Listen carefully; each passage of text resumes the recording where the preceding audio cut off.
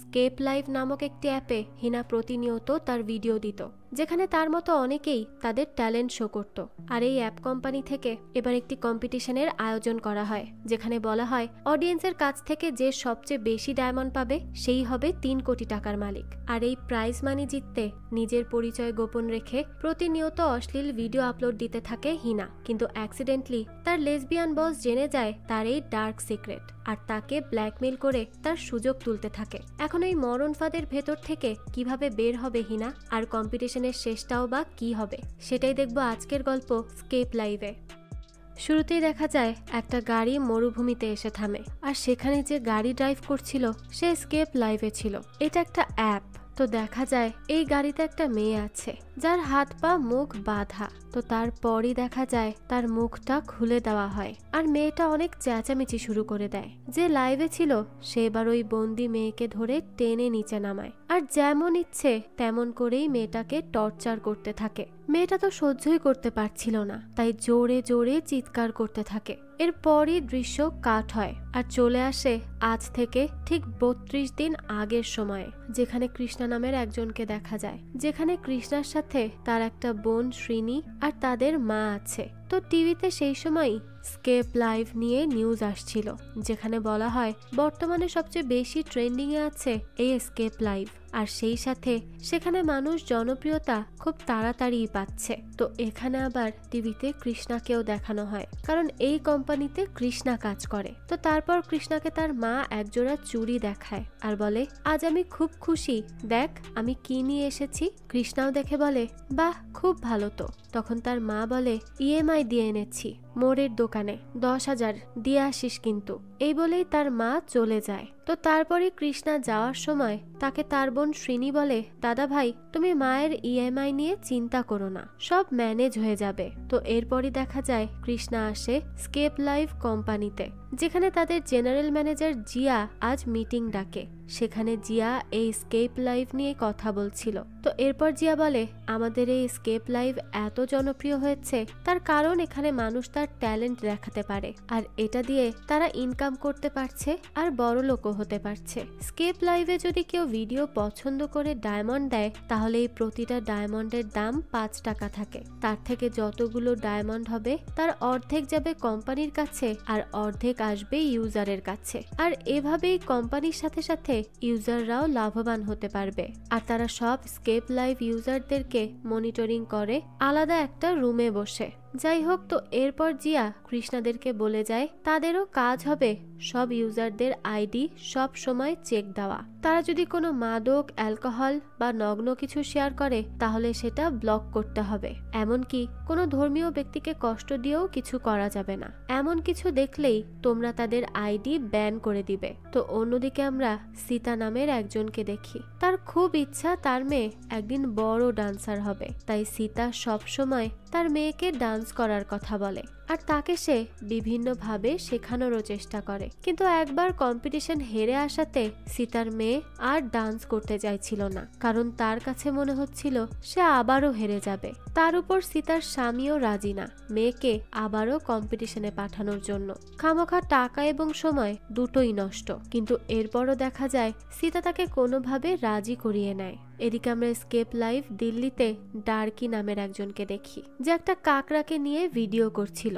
সে কাকড়া নিয়ে তার বন্ধুর গায়েই ছেড়ে দেয়, আর এটা নিয়ে ভিডিও করে পাগলের মতো মজা নেয়। কিন্তু এতে তো তার ফ্রেন্ডটা বেশ রেগে যায়। সে বলতে থাকে, তোকে এখানে থাকতে দিয়েছি, তার উপর তুই আমার সাথে এইসব করে বেড়াচ্ছিস। তার ফ্রেন্ডের খুবই মেজাজ খারাপ হয়, কিন্তু ডার্কির এতে কিছুই যায় আসে না। তো এই ডার্কির ভিডিও মুম্বাই থেকে আর একজন অডিয়েন্স দেখছিল, যার নাম নিলয়া। তো নিলয়া এটা দেখে তার বন্ধুকে বলে, দেখ ভাই এই ডার্কি কি করছে। তার বন্ধু বলে, শোন এইসব রেখে আগে দোকানের কাজে মন দে, না হলে চাকরিটাও থাকবে না। তো তারপরে ওই দোকানে কাস্টমার আসে আর তার কাছে চিজ চায়। নিলয়া তখন তাকে ওইটা খালি হাতেই কেটে দিতে চায়, তবে সে স্যানিটাইজার দিয়ে হাত পরিষ্কার করে নিয়েছিল। কিন্তু তাও এই মহিলা তাকে অনেকগুলো কথা শোনায়, যে সে গ্লোভস কেন পরেনি, আর বলতে থাকে সে ম্যানেজারের কাছে অভিযোগও করবে। এই সব কিছু শুনে নিলয়ার এবার মেজাজ গরম হয়ে যায়, তাই সে একেবারে থুথু দিয়ে তারপরই সেই চিজ প্যাকেট করে দেয়। তো এদিকে আবারও ডার্কির বন্ধু রেগে মেগে ভাঙচুর করতে থাকে। পরে ডার্কি তাকে মানা করে তার ওই জিনিসগুলো না ফেলতে, কিন্তু সে এগুলো ফেলে দেওয়াতে ডার্কি তার বন্ধুকে বেশ মারধর করে আর অনেক টর্চার করে। এদিকে আমরা কৃষ্ণাকে দেখি, সে তার অফিসে ছিল, যেখানে সে দেখছিল আশেপাশের সবকিছু। তো সেখানে কৃষ্ণার সাথে কথা বলতে আসে তার আর এক কলিগ বালদেব। বালদেব বলে, আমি 2 বছর হলো ব্যাঙ্গালোরে আছি। তো তখনই উপর থেকে কিছু লোকদেরকে যেতে দেখে বালদেব বলে, আরে এদেরও কি নাইট শিফট ছিল নাকি? তারপর কৃষ্ণা বলে, কালকের জন্য প্ল্যান করা হচ্ছে, কিছু তো বড় হবে। বালদেব তখন বলে, তুমি কি করে জানো? কৃষ্ণা বলে, মার্কেট থেকে আমাদের দ্বিগুণ বেতন দিয়ে এনেছে, কিছু তো করবেই। তো এরপর কৃষ্ণারা যখন মনিটরিং করছিল তখনই দেখা যায় ফেটিশ গার্ল নামের একটা মেয়ে খুবই বাজেভাবে লাইভ করছিল, যা দেখে বাকি সব কলিগরা তো বেশ মজা নিতে থাকে। কিন্তু কৃষ্ণার এটা একেবারেই পছন্দ হয় না, তাই সে ব্যান করে দেয় আর বলতে থাকে এটা ট্যালেন্ট সাইট, অন্য কোনো সাইট না যেখানে এইভাবে বডি শো করতে হবে। এদিকে নিলয়া বাড়ি ফেরার সময় তার বন্ধুকে বলে সেও একদিন এই এসকেপ লাইভ করে ফেমাস হয়ে যাবে আর অনেক দূর যাবে। অন্যদিকে জিয়া কৃষ্ণাকে বলে, তুমি তো সফটওয়্যার ইঞ্জিনিয়ার, তাহলে এখানে এই মনিটরিং এর জব কেন করছো? ও হতে পারে কোনো পার্সোনাল ইস্যুর জন্য, তাই তো? তো তারপরই এখানে জিয়া শুরু করে তাকে অপমান করা আর বলতে থাকে, তোমার সাহস কি করে হয় ওই ফেটিশ গার্লকে ব্লক করা? তুমি জানো সে কত প্রফিট আনে আমাদের জন্য? এই কথা শুনে কৃষ্ণা বলে, ম্যাম আমি তো রুলস ফলো করেছি, সেজন্যই তাকে ব্যান করে দিয়েছি। জিয়া বলে, সে কি কোনো রুলস ভেঙেছে? সে জানে তার লিমিট, আর সব মেয়েরাই সেটা জানে, কিন্তু তোমরা ছেলেরা মেয়েদেরকে তোমাদের সামনে আনতেই চাও না, তাই চুপচাপ যাও, গিয়েই আগে তাকে আনব্লক করো, না হলে এটাই তোমার শেষ দিন হবে জবের। তো এরপরই কৃষ্ণা বাধ্য হয়ে ওই ফেটিশ গার্লকে আনব্লক করে দেয়। তো তারপরই ফেটিশ গার্ল আবারও ফিরে আসে আর এসেই কৃষ্ণাকে মারাত্মক অপমান করে লাইভ এসে। তার সব কলিগরাও তখন তাকে নিয়ে মজা নেয়। এই ব্যাপারটা কৃষ্ণার একেবারেই ভালো লাগে না, সে অনেক বেশি অপমানিত বোধ করে। অন্যদিকে দেখা যায় নিলয়া আজ স্টান্ট করে তার পাড়ায়, আর পরে সে সেটা স্কেপ লাইভে ছাড়ে। তার মা এসব দেখে বলে, এইসব কি বানরের মতো লাফালাফি করিস, অন্য কিছু কি করা যায় না? এইসবই কেন করতে হবে? নিলয়া তখন বলে, মা তুমি দেখো আমি এটা করেই একদিন অনেক বড় হব। অন্যদিকে আমরা সীতাকে দেখি, সেও আসে তার মেয়ে রানীকে নিয়ে অডিশনে নাম দিতে। তখন আমরা অন্যদিকে দেখি ডার্কি লাইভে এসেছে, সে তার ফ্যান্সদের সাথে কথা বলছে। এখানে সে সবাইকে একটা অফার দেয় যে যদি তার ফ্যানদের মধ্যে কেউ অনেক বড় লোক থাকে, তার অনেকগুলো গাড়ি বাড়ি থাকে, তাহলে সে তার বাড়িতে থাকতে যাবে। যাই হোক, এরপর আবার সেই অডিশনের দৃশ্য দেখানো হয়। তো সেখানে রানী একটা অ্যাডাল্ট ডান্স করে, তবে সীতা তাকে এটা নাচতে বলেনি। কিন্তু ওই যে রানীর কাছে মনে হয়েছে ছোটদের নাচ বোরিং আর এই গানের নাচটা ভালো, তাই সে তার মায়ের কথা ভুলে এই নাচই করে। পরে এটা দেখে বিচারকরা বলে, রানী তুমি এই নাচ করার জন্য এখনো অনেক ছোট, আর আপনারা যারা তার অভিভাবক তারা কিভাবে এরকম গান সিলেক্ট করলেন রানীর জন্য? সে একটা বাচ্চা, আর বাচ্চাকে বাচ্চার মতোই থাকতে দিন না। তো এসবের পরে রানী অনেক কান্নাকাটি করে আর বাইরে আসে। তখনই তার মামা বলে, আমি রানীর ভিডিও স্কেপ লাইভে দিয়েছিলাম, দেখ 5000 মানুষ দেখেছে, এখন থেকে এখানেই ভিডিও দিবে রানী, আর একদিন সে অনেক বড় সেলিব্রিটি হবে। তো রানীর সাথে তার মামার বেশ ভালো বন্ডিং ছিল, রানী যাই বলতো তার মামা তাই করতো তার জন্য। তো এরপর দেখা যায় ডার্কি তার বিভিন্ন ফ্যানদের সাথে কথা বলতে থাকে, তার ফ্যানরাও তাকে তার বাড়িতে ইনভাইট করতে থাকে। তো এভাবেই কথা বলতে বলতে তার ধ্রুব নামের একটা ছেলের সাথে কথা হয়। সেই ছেলেও দেখায় তারা অনেক বড় লোক, তাদের বিশাল সুইমিং পুল আছে, আর তাদের বাড়িতে সে, তার মা এবং বাবা এই 3 জনই থাকে। ডার্কি এখানে এসে থাকলে অনেক এনজয় করতে পারবে। তো ডার্কিও এখন রাজি হয়ে যায় তার ওই ফ্যানের বাসায় থাকতে, আর এখন থেকে সে ওখানেই থাকবে বলে ঠিক করে। তো এইদিকে কৃষ্ণা তার মাকে বলে, আমি জব করব না, আমার পক্ষে সম্ভব হচ্ছে না মা, ওখানে অনেক উল্টো পাল্টা কর্মকাণ্ড হয় যা আমার একেবারেই পছন্দ হচ্ছে না। তো এইসব শুনে তার মা তাকে একটু বকাবকি করে আর হাতের চুড়িগুলো দিয়ে বলে, তাহলে এগুলোও ফেরত দিয়ে আয়। তো এরপর আর কৃষ্ণা জবটা ছাড়তে পারে না আর চলে আসে কোম্পানিতে। সেখানে আজই কোম্পানির সিইও রবি গুপ্তা সেই বড় ধামাকা দেয়, আজ থেকে 30 দিনের মধ্যে যে যত বেশি ডায়মন্ড কালেক্ট করবে সে ইন্ডিয়ার সবচেয়ে বড় স্টার হবে আর তাকে 30 মিলিয়ন রুপিও দেওয়া হবে। তো এরপর থেকেই দেখা যায় সবাই সবার মতো স্কেপ লাইভে লেগে পড়ে ভিডিও করতে, কারণ সবাই এখন টাকার পেছনেই পড়ে গিয়েছিল। এরপরই দৃশ্য পরিবর্তন হয় আর আমরা একটা রেস্টুরেন্টে হিনা নামের একজন মেয়েকে দেখি যে এখানে খাবার সার্ভ করে। তো আজ সে একটা কেক ঠিক মতো রাখতে না পারায় তাকে আজে বাজে কথা বলে কাস্টমার। তখনই সেখানে মালা আসে যে এই রেস্টুরেন্টের মালিক, আর কাস্টমাররা মালাকে বলে, কাকে কাজে রেখেছেন, ঠিকভাবে কেক পর্যন্ত রাখতে পারে না। তো তারপরই হিনা রেগে মেগে বাড়ি চলে আসে আর আমরা দেখি এই হিনাই হচ্ছে সেই ফেটিশ গার্ল। এত ভোলা ভালা চেহারার পেছনের এই মেয়ে যে এইসব করে বেড়ায় তা কে বুঝবে, কিন্তু তার এসব করার পেছনের কারণ কি তা হয়তো আমরা সামনেই জানতে পারবো। যাই হোক, তো এরপর ফেটিশ গার্ল সেজে সে স্কেপ লাইভে নাচ করতে থাকে আর তার যা অঙ্গভঙ্গি দেখানোর তা তো দেখাই। এদিকে সবাই মিলে লেগে পড়ে ভিডিও করতে আর তাদের স্কেপ লাইভ অ্যাপে এই কন্টেস্টের পর আরো বেশি মানুষ অ্যাড হয়েছে। অন্যদিকে আমরা নিলয়াকে দেখি, সেও ভিডিও করছিল। তখনই সেখানে তার বাবা আসে আর বলে, তোকে চাকরি থেকেও বের করেছে তাই না, ভালো, খুব ভালো। তারপর নিলয়াকে একটা ধোপার কাজ ধরিয়ে দেয় সে আর বলতে থাকে, এটাই কর, তোর জন্য এটাই ঠিক আছে, আর এই যে লাফালাফি করিস এটা তোকে পেটে ভাত এনে দিবে না। আসলে নিলয়া যে কাস্টমারের খাবারে থুথু দিয়ে প্যাক করে দিয়েছিল সেটা তার শপের ম্যানেজার দেখে ফেলে, তাই তাকে কাজ থেকে বাদ দিয়ে দিয়েছে। যাই হোক, তো নিলয়া তার বাবাকে বলতে থাকে, দেখো বাবা, এই যে লাফালাফি করি এটাই আমার ট্যালেন্ট, এটা কিন্তু সবাই পারে না, তাই তুমি দেখো আমি একদিন ঠিকই ফেমাস হব। অন্যদিকে রানী তার মামা নন্দলালকে বলছিল, মামা আমার পয়েন্ট কবে বাড়বে, আমি এইভাবে হলে জিতবো কি করে, এত কম পয়েন্টে, দেখো আমি কিন্তু জিততেই চাই। তো তারপরই তাদের কাছে কৃষ্ণার কল আসে। আসলে কৃষ্ণার কোম্পানির সবাই এখন প্রত্যেকটা ইউজারকে বারবার কল দিচ্ছিল যাতে করে তারা সবাই এই কন্টেস্টে যোগদান করে। তো যাই হোক, কৃষ্ণা রানীদের বলতে থাকে, আমি স্কেপ লাইভ কোম্পানি থেকে বলছি, আসলে রানীর মাঝে ট্যালেন্ট আছে আর সে চাইলেই এই কম্পিটিশনটা জিতে যেতে পারে। তখন নন্দলাল বলে, তাই নাকি, এটা কি সত্যি? কৃষ্ণা বলে, হ্যাঁ হ্যাঁ সত্যি। তো এরপরই নন্দলাল বলে, আসলে আমি রানীর ভিডিও আপলোড করেছি, কিন্তু রানী যে জিততেও পারবে সেটা ভাবিনি। কৃষ্ণা তখন বলে, হ্যাঁ সে পারবে, তবে তার জন্য রানীকে বেশি বেশি ভিডিও আপলোড করে যেতে হবে। আর আমাদের এখানে আর একটা কাজ হবে, 5 মিনিটের জন্য সব প্রতিযোগীরা একে অপরের সামনে আসবে আর যে সবচেয়ে বেশি ডায়মন্ড পাবে সেই জিতবে। তো তারপর রানী বলে, কি বলেছে তারা মামা? নন্দলাল বলে, তারা বলল রানী চাইলেই এই প্রতিযোগিতায় জিততে পারে। তো এইসব শুনে তো রানী আর তার মা অনেক খুশি হয়ে যায়। এদিকে কোম্পানিতে ঝগড়া লেগে যায়, কৃষ্ণা তার কলিগের সাথে এইসব ভিডিও নিয়ে তর্ক বিতর্ক করতে থাকে। তো তারপর কৃষ্ণা বলে, কি একটা অবস্থা, এখানে এন্টারটেনমেন্টের নাম করে যা ইচ্ছা তাই দেখাচ্ছে।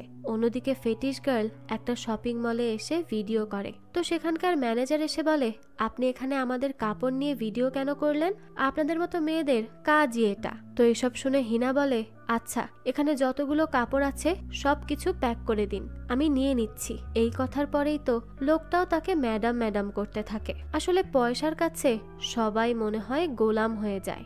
এদিকে নিলয়া তার বন্ধুকে বলছিল, আমি কি এক জীবন পেয়েছি, আমার বাবা আমাকে কিছু করতে দেখতেই চায় না। তার বন্ধু বলে, বাদ দে তো, আমার বাবাও এমনই। নিলয়া বলে, না আমার বাবার মতো না, সে খুব পেইন দেয়, আমাকে এইসব কথাবার্তা বলে যা সহ্য করা যায় না, যা আমার দ্বারা নাকি কিছুই হবে না, এসব কোনো কথা তুই বল।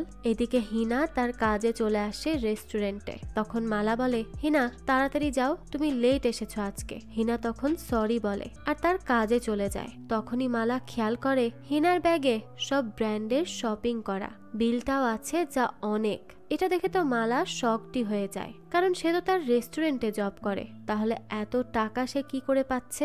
অন্যদিকে কোম্পানির মনিটরিং করছে কৃষ্ণা, কারণ আজ হচ্ছে ডার্কি বয় আর নিলয়ার ফেস অফ ভিডিও। তো এখানে শুরু থেকেই নিলয়া খুব সুনাম করছিল, রেসপেক্ট করছিল ডার্কিকে, কারণ সে ফলোয়ারের দিক থেকে অনেক বেশি ফেমাস তার থেকে। তবে দেখা যায় ডার্কি নিলয়াকে বলে, তুই তো একটা বানর, তুই একটা গরিব বোকা ছেলে, তোর আমার সাথে কোনো কম্পিটিশন করার অধিকারই নেই, তুই আমার সাথে কম্পিটিশন করার যোগ্যতাই রাখিস না, তাই তুই যে বানর, বানরের মতোই থাক, আমার সাথে কম্পিটিশন করতে যাস না। তো এই সব শোনার পর তো বেচারা নিলয়ার খুব রাগ হয়, আর সে তার পারফরমেন্স শুরু করে। সে খুব ভয়ঙ্কর ভয়ঙ্কর আর রিস্ক নিয়ে অনেক ভালো একটা পারফরমেন্স করতে থাকে। এদিকে ডার্কিকে তার ফ্রেন্ড বলে, তার ডায়মন্ড বাড়ছে ভাই।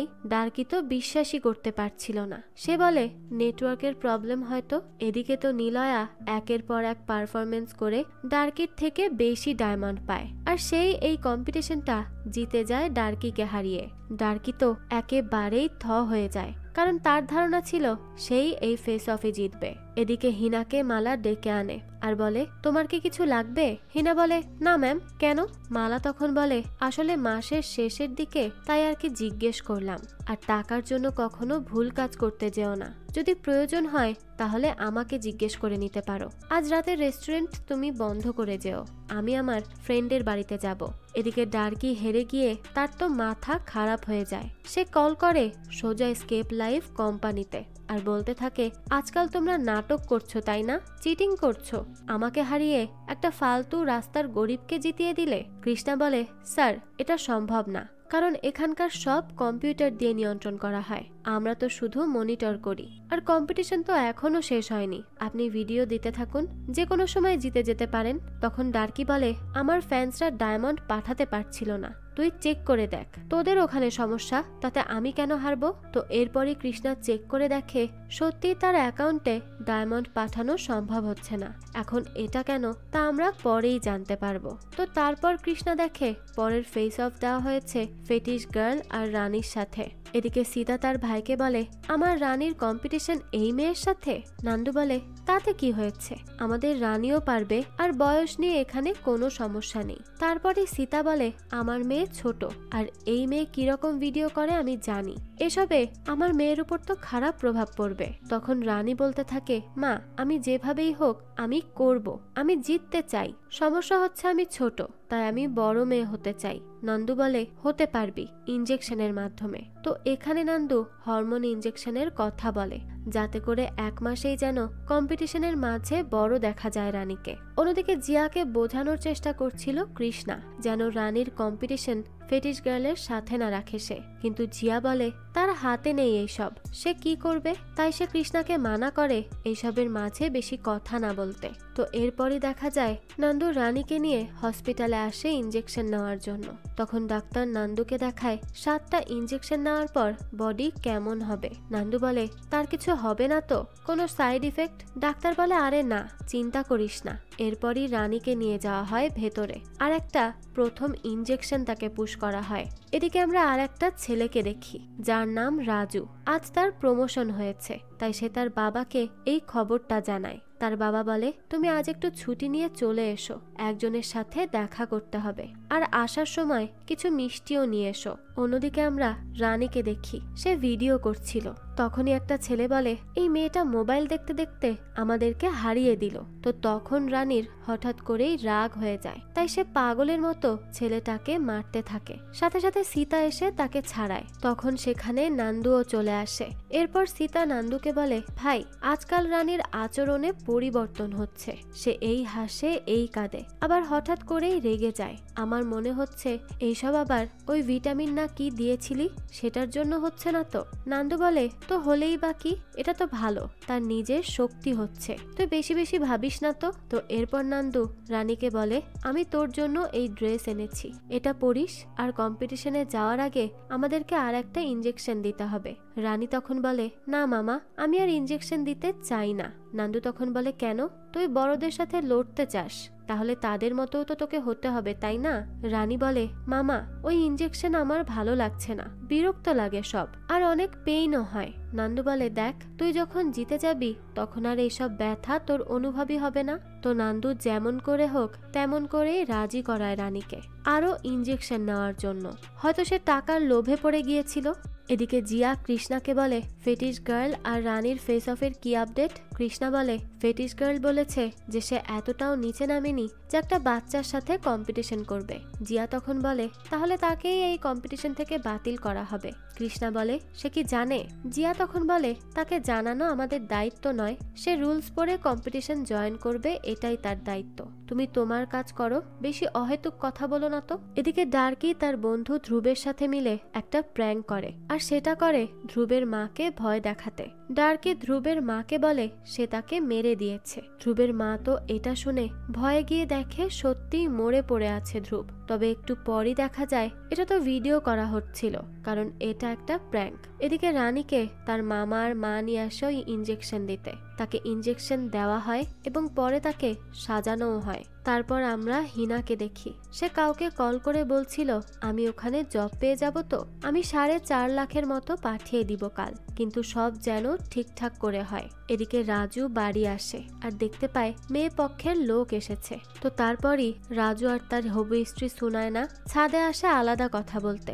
সেখানে রাজু খুব সুন্দর করেই তার হবু স্ত্রীকে বলে তার যা ইচ্ছা সে করতে পারে, সে কিছুই বলতে যাবে না। তবে এখানে রাজু সুনায়নাকে বলে, আমার একটা গার্লফ্রেন্ড আছে, তাই আমি এই বিয়েটা করতে পারবো না। এটা শুনে সুনায়না বলে, তাহলে তোমার বাবাকে সত্যিটা বলে দিও, সে একটু রাগ করবেন কিন্তু দেখো মেনে নিবেন। অন্যদিকে রানী তো দিন দিন বড়দের মতো আচরণ করতে থাকে আর উল্টো পাল্টা জামা কাপড় পরা শুরু করে দেয়। এদিকে সুনায়নাকে রিজেক্ট করতে গিয়ে রাজু সুনায়নার নামেই বলে যে সে একটা অ্যাফেয়ারে আছে, তাই রাজুকে বিয়ে করতে পারবে না সে।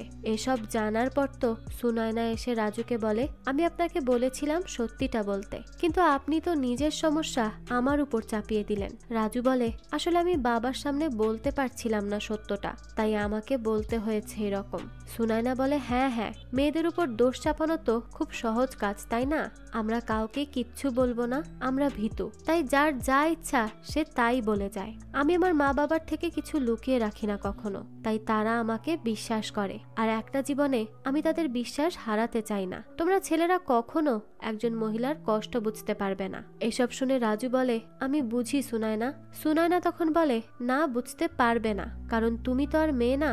এদিকে কম্পিটিশনে চলে আসে রানী আর ফেটিশ গার্ল। প্রথমে তো ফেটিশ গার্ল বসে বসে ডায়মন্ড পাচ্ছিল, আর ওইদিকে রানী নাচ করেও বেশি পাচ্ছিল না। রানী তখন বলে, তুমি কিছু না করেও ডায়মন্ড পাচ্ছ, আর আমি নাচ করেও পাচ্ছি না। ফেটিশ গার্ল বলে, আমার ফ্যান্স আছে, আমি বসে থাকলেও তারা আমাকে জিতিয়ে দিবে। রানী তখন বলে, আমিও হারবো না, আমিও জিতবো। তারপর আবারও সে নাচ করতে শুরু করে, আর এইবার ফেটিশের কোনো ডায়মন্ডই আসছিল না, শুধুমাত্র রানীর বার ছিল। কৃষ্ণা তো এইসব দেখে শকড, কারণ একই ঘটনা ঘটেছিল ডার্কি আর নিলয়ার সাথে। তখন দেখা যায় জিয়া মুচকি মুচকি হাসে, যেন সেই এইসব করিয়েছে। তো তারপর দেখা যায় এখানে জিতে যায় রানী, আর ফেটিশ গার্ল যখন ভিডিও করছিল তখনই সেখানে আসে মালা। মালা আসতেই হিনা চলে আসে ভিডিও থেকে আর বলে, আপনি? মালা বলে, তাহলে তুমিই ফেটিশ গার্ল? সব মেয়েরাই তোমার মতো হতে চায় হিনা, তাই ভয় পেও না আমাকে দেখে। তো তারপর এখানে এক প্রকার হিনাকে ব্ল্যাকমেইল করে মালা, আর তার সামনেও সেরকম করতে বলে যা যা সে ভিডিওতে করে। অন্যদিকে দেখা যায় রাজু সুনায়নাকে বলে স্কেপ লাইভটা ডাউনলোড করতে, আর তাকে বলে এখানেই আপনি আপনার উত্তর পাবেন আর আমার মিথ্যা বলার কারণও। তারপর সুনায়না দেখে সে তো আসলে নিজেকে মেয়ে মনে করে, মানে রাজু এই অ্যাপের মাধ্যমে মেয়ে সেজে ভিডিও আপলোড করে, আর সে কোনো মেয়েকে তাই বিয়ে করতে চায় না, কারণ রাজু নিজেকে ছেলে মনেই করে না। আর এই বিয়েটা ভেঙে দেওয়ারও এইটাই ছিল আসল কারণ। তো সুনায়না এই সময় তার করা ভুলটা বুঝতে পারে যে রাজু যা করেছে তার বাবার সামনে তার সত্যিটা না আসার জন্যই করেছে, তাই সে এবার রাজুর উপর আর রাগ করে থাকে না, সেও রাজুকে বুঝতে পারে। অন্যদিকে দেখা যায় কৃষ্ণা এই সব আর নিতে পারছিল না, তার বারবার মনে হচ্ছে এই প্রতিযোগিতার পেছনে কিছু তো একটা রহস্য লুকিয়ে আছেই, কিন্তু সেটা কি তা সে বের করতে পারছিল না। তাই সে দিন রাত লাগিয়ে দেয় এই কারণটা বের করার জন্য। অনেক অনেক রিসার্চ করতে থাকে কৃষ্ণা। এদিকে সুনায়না দেখা করে রাজুর সাথে আর বলে, আম সরি, কিছু না জেনে অনেক কথা শুনিয়ে দিয়েছিলাম। তো তারপর তারা দুইজন এইসব নিয়ে বেশ কিছুক্ষণ কথা বলে। পরে সুনায়না রাজুকে নিয়ে মার্কেটে যায় মেয়েদের জিনিসপত্র কেনার জন্য। আর রাজু এখানে জানায় সেই কম্পিটিশন জিতে নিজেকে মেয়ে বানানোর জন্য সার্জারি করবে, কারণ সে তার এই লাইফ একেবারেই পছন্দ করে না। তো সে মেয়ে হয়ে নিজের একটা নতুন জীবন শুরু করবে, যে জীবন সে সবসময় বাঁচতে চেয়েছিল। অন্যদিকে ধ্রুবকে তার বাবা যোগী বলে, তোমাকে আমি বলেছি তো দাদু অসুস্থ, তাই যেতে হবে। এসব কি শুরু করেছো তুমি ডার্কিকে নিয়ে? তাকে এখনই বলো আমাদের বাসা থেকে চলে যেতে। ধ্রুব তখন বলে, কিন্তু বাবা আমিই তো তাকে এখানে আসতে বলেছি, তাই তাকে কি করে বলবো যেতে? আর বাবা তুমি আমাকে এইভাবে ফোর্স করতে পারো না। যোগী তখন বলে, বাহ, এখন পরিবারের সাথে থাকাটা ফোর্স মনে হচ্ছে। তো তারপর ধ্রুবের মা বলে, থাক, তাকে যেতে হবে না, এমনিতেও সেখানে গিয়ে এরকম মুখ করে থাকলে লোকেরা আরো কষ্ট পাবে, তাই তার এখানে থাকাই ভালো। তো এদিকে শ্রীনি আজকাল বেশি বাইরে বাইরে ঘুরে বেড়ায়, কিন্তু তাকে জিজ্ঞেস করলে বলে সে তার বান্ধবীর বাড়ি যায় নোটস আনতে। এইসব দেখতে দেখতে আজ একটু সন্দেহ হতে শুরু করে কৃষ্ণার, হয়তো সে সামনে তার বোনের সত্যিটা বের করার চেষ্টা করবে। তো তারপর দেখা যায় হিনাকে, সে অফিসে যাওয়ার সময় মেসেজ করে কৃষ্ণা আর বলে, কি হয়েছে তোমার, তুমি ঠিক আছো তো? আজকাল তুমি স্কেপ লাইভেও আসছো না যে, আর যদি আমার মেসেজ তোমাকে বিরক্ত করে তাহলে ইগনোর করতে পারো, কিন্তু আমি সেরকম ছেলে না যেমনটা তুমি ভাবছো। তখন হিনা বলে, কে তুমি? রিয়েল না ফেক সেটা আমি জানি না, কারণ আজকাল সবাই মিথ্যা বলে, কার আড়ালে কে লুকিয়ে থাকে তা আসলে বলা যায় না, কেউ বুঝতেই পারে না। কৃষ্ণা তখন বলে, আমি আসলে ভুল বুঝেছি তোমার ব্যাপারে, তুমি যা দেখাও তুমি আসলে তেমন না, সেটা আমি খুব ভালোভাবেই বুঝতে পারছি। হিনা তখন বলে, কেন, হতেও তো পারি। এর উত্তরে কৃষ্ণা বলে, না, হতে পারো না, আমি জানি, আর আমি হচ্ছি সেই মডারেটর যে তোমাকে একবার ব্যান করেছিল। এই কথা শুনে হিনা বলে, যাক, তোমার মধ্যে দেখছি সেই সাহসটা আছে যে সত্যিটা বলতে পারছো, তাও নিজের মুখে, না হলে এরকম কত মানুষই মাস্কের আড়ালে থেকে যায়। কৃষ্ণা বলে, ঠিক, কিন্তু তোমার মাস্কের আড়ালে থাকা চেহারা আমি হয়তো দেখে নিয়েছি, মানে তোমার মনকে, যা একদম পিওর। আসলে আমি শুরুর দিকে তোমাকে একেবারেই পছন্দ করতাম না, আমার সবসময় মনে হতো মেয়েটা এমন কেন করে, কিন্তু যেদিন তুমি রানীর সাথে ফেস অফ করতে মানা করলে তখন থেকেই আমি তোমাকে রেসপেক্ট করতে শুরু করেছি। তো এরপরই কৃষ্ণা তার নাম জিজ্ঞেস করে, তখন হিনা তার আসল নাম বলে না, উল্টো সে তার নাম মালা বলে দেয়। এদিকে কিছু ভিডিও আর্টিকেল ভাইরাল করে দেয় কৃষ্ণা স্কেপ লাইভের বিরুদ্ধে, আর এগুলো এখন ট্রেন্ডিং, সব জায়গায় ভাইরাল বিষয় এটা। মানুষ চারদিকে #ব্যান স্কেপ লিখছে, আর এইদিকে দেখা যায় রবি ফিক্সিং করছে যে কে এই কম্পিটিশনে জিতবে। সে প্রথমে সিলেক্ট করে রানীকে আর পরে নিলয়াকে, আর এই দুইজনকে এই জন্যই সে সিলেক্ট করে কারণ তারা গরিব আর নতুন এসেছে। যদি হঠাৎ করে বড় বড় ক্রিয়েটরদেরকে হারিয়ে এদের মধ্যে কেউ জেতে তাহলে চারিদিকে তাদের কোম্পানির নাম হবে, মানুষ আরো বেশি আগ্রহী হবে তাদের এই অ্যাপে জয়েন হতে। তারা ভাববে এরা নতুন হয়ে পেরেছে যখন, তাহলে আমরা কেন পারবো না? তো এখানে খুব ভালোভাবেই বোঝা যাচ্ছে যে কোনো কিছুই কম্পিউটার করছিল না, বরং এরাই এই সব কিছু কন্ট্রোল করে। আর ইতিমধ্যেই তারা উইনারও সিলেক্ট করে রেখেছে, তাই তারা যাই করুক জিতবে এদের মধ্যেই কেউ। অন্যদিকে রাজুকে সাজিয়ে গুছিয়ে ডান্স করতে হেল্প করে সুনায়না, আর তারপর সুনায়না বলে, তুমি কি করে যে একসাথে দুইটা জীবন নিয়ে আছো, তোমার উচিত সবাইকে বলা তুমি আসলে কে।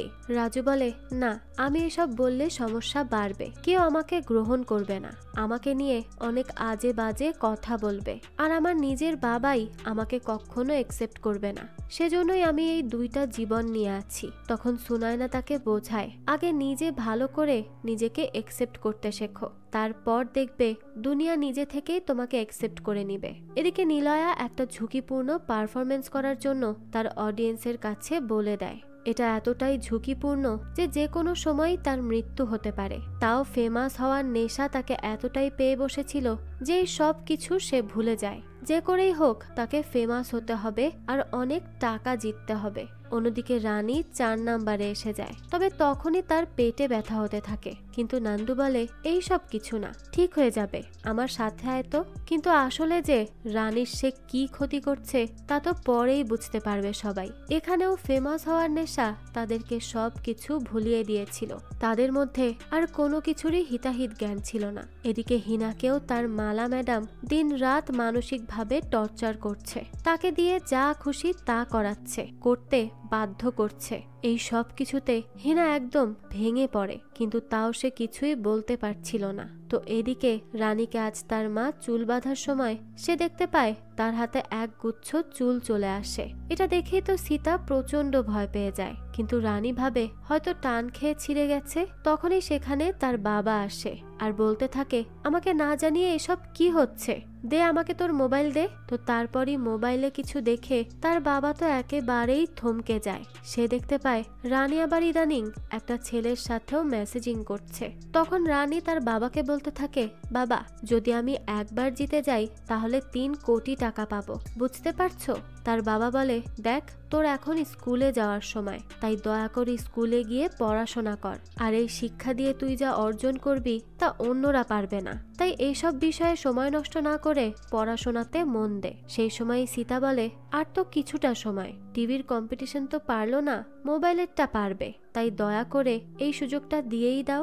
রানীর বাবা তখন বলে, এইসব কিন্তু তুই অনেক ভুল করছিস, এর শেষটাও কিন্তু খুব একটা ভালো হবে না, এই আমি বলে রাখলাম। তো তারপরই সে মোবাইল নিয়ে সেখান থেকে চলে যায়। এদিকে জিয়া সন্দেহ করছিল কৃষ্ণাকে যে তাদের কোম্পানির নামে এইসব ভাইরাল করে দিয়েছে, কিন্তু কৃষ্ণা সব বুঝতে পারে যে তার উপর জিয়ার চোখ আছে, তাই সে যাই করে খুব সাবধানে করে আর বিনা প্রমাণে করে, যাতে সে কোনোভাবেই জিয়ার কাছে ধরা না পড়ে, কারণ জিয়ারা যা করছিল তা মোটেও ভালো কিছু ছিল না। এ কারণেই তো কৃষ্ণা তাদের মুখোশ সবার সামনে খুলে দিতে চাইছিল। অন্যদিকে হিনাকে জোর জবরদস্তি করছিল মালা। তো মালাও আসলে মেয়েদের প্রতি দুর্বল, তাই সে হিনাকে দেখে তার সাথে খারাপ কিছু করে। আর এখানে হিনাও মানা করতে পারছিল না, কারণ না হলে যে তার সিক্রেট মালা সবাইকে বলে দিত।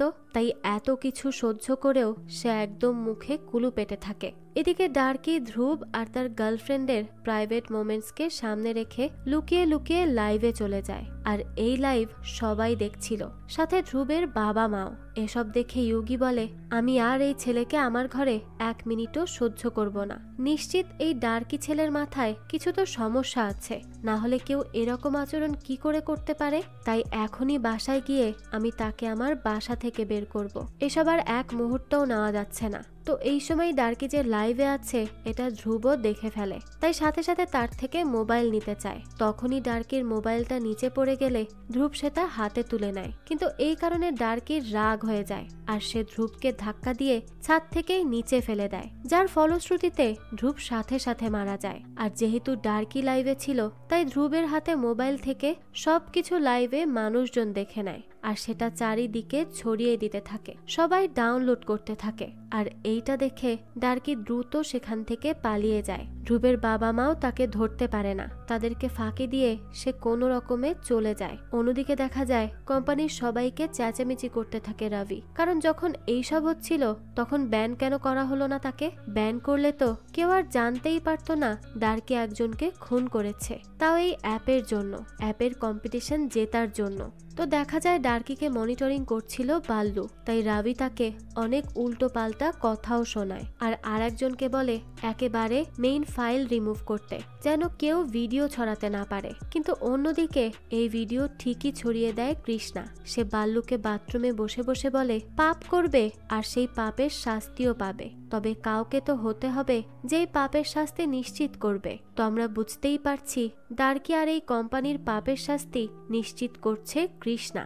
এদিকে রানী দোকানে এসে একজনের মোবাইল চুরি করে ফেলে, কারণ সে ওই অ্যাপে লগ ইন করবে, কিন্তু পরে ওই লোকটা ঠিকই রানীকে ধরে ফেলে আর তার মা বাবাকেও অনেক অপমান করে। তখন রানীর বাবা জনার্দন রানীকে কান ধরে উঠবস করায় আর বলে, আজ পর্যন্ত আমাদের পরিবারের কেউ একটা পাথর পর্যন্ত রাস্তা থেকে কুড়িয়ে আনেনি, আর তুই কিনা মোবাইল চুরি করেছিস? আমার মান সম্মান সব শেষ হয়ে গেল এই মেয়ের জন্য, তুই কিভাবে এই কাজটা করতে পারলি? রানী তখন বারবার তার বাবার কাছে মাফ চায়। সে বলতে থাকে সে এমন ভুল আর কখনো করবে না। তার বাবা যেন তাকে মাফ করে দেয়, কিন্তু জনার্ধনের মন তো গলেই না। সে বলে, তুই উঠবস করেই যা, যতক্ষণ না আমি থামতে বলছি ততক্ষণ পর্যন্ত করবি। এতদিন যা ইচ্ছা করেছিস, কিচ্ছু বলিনি। এদিকে পুলিশের কাছে ইউগি বলে তাকে কবে ধরা হবে, অর্থাৎ ডার্কিকে। পুলিশ অফিসার বলে, আপনাদের কি মাথায় সমস্যা আছে?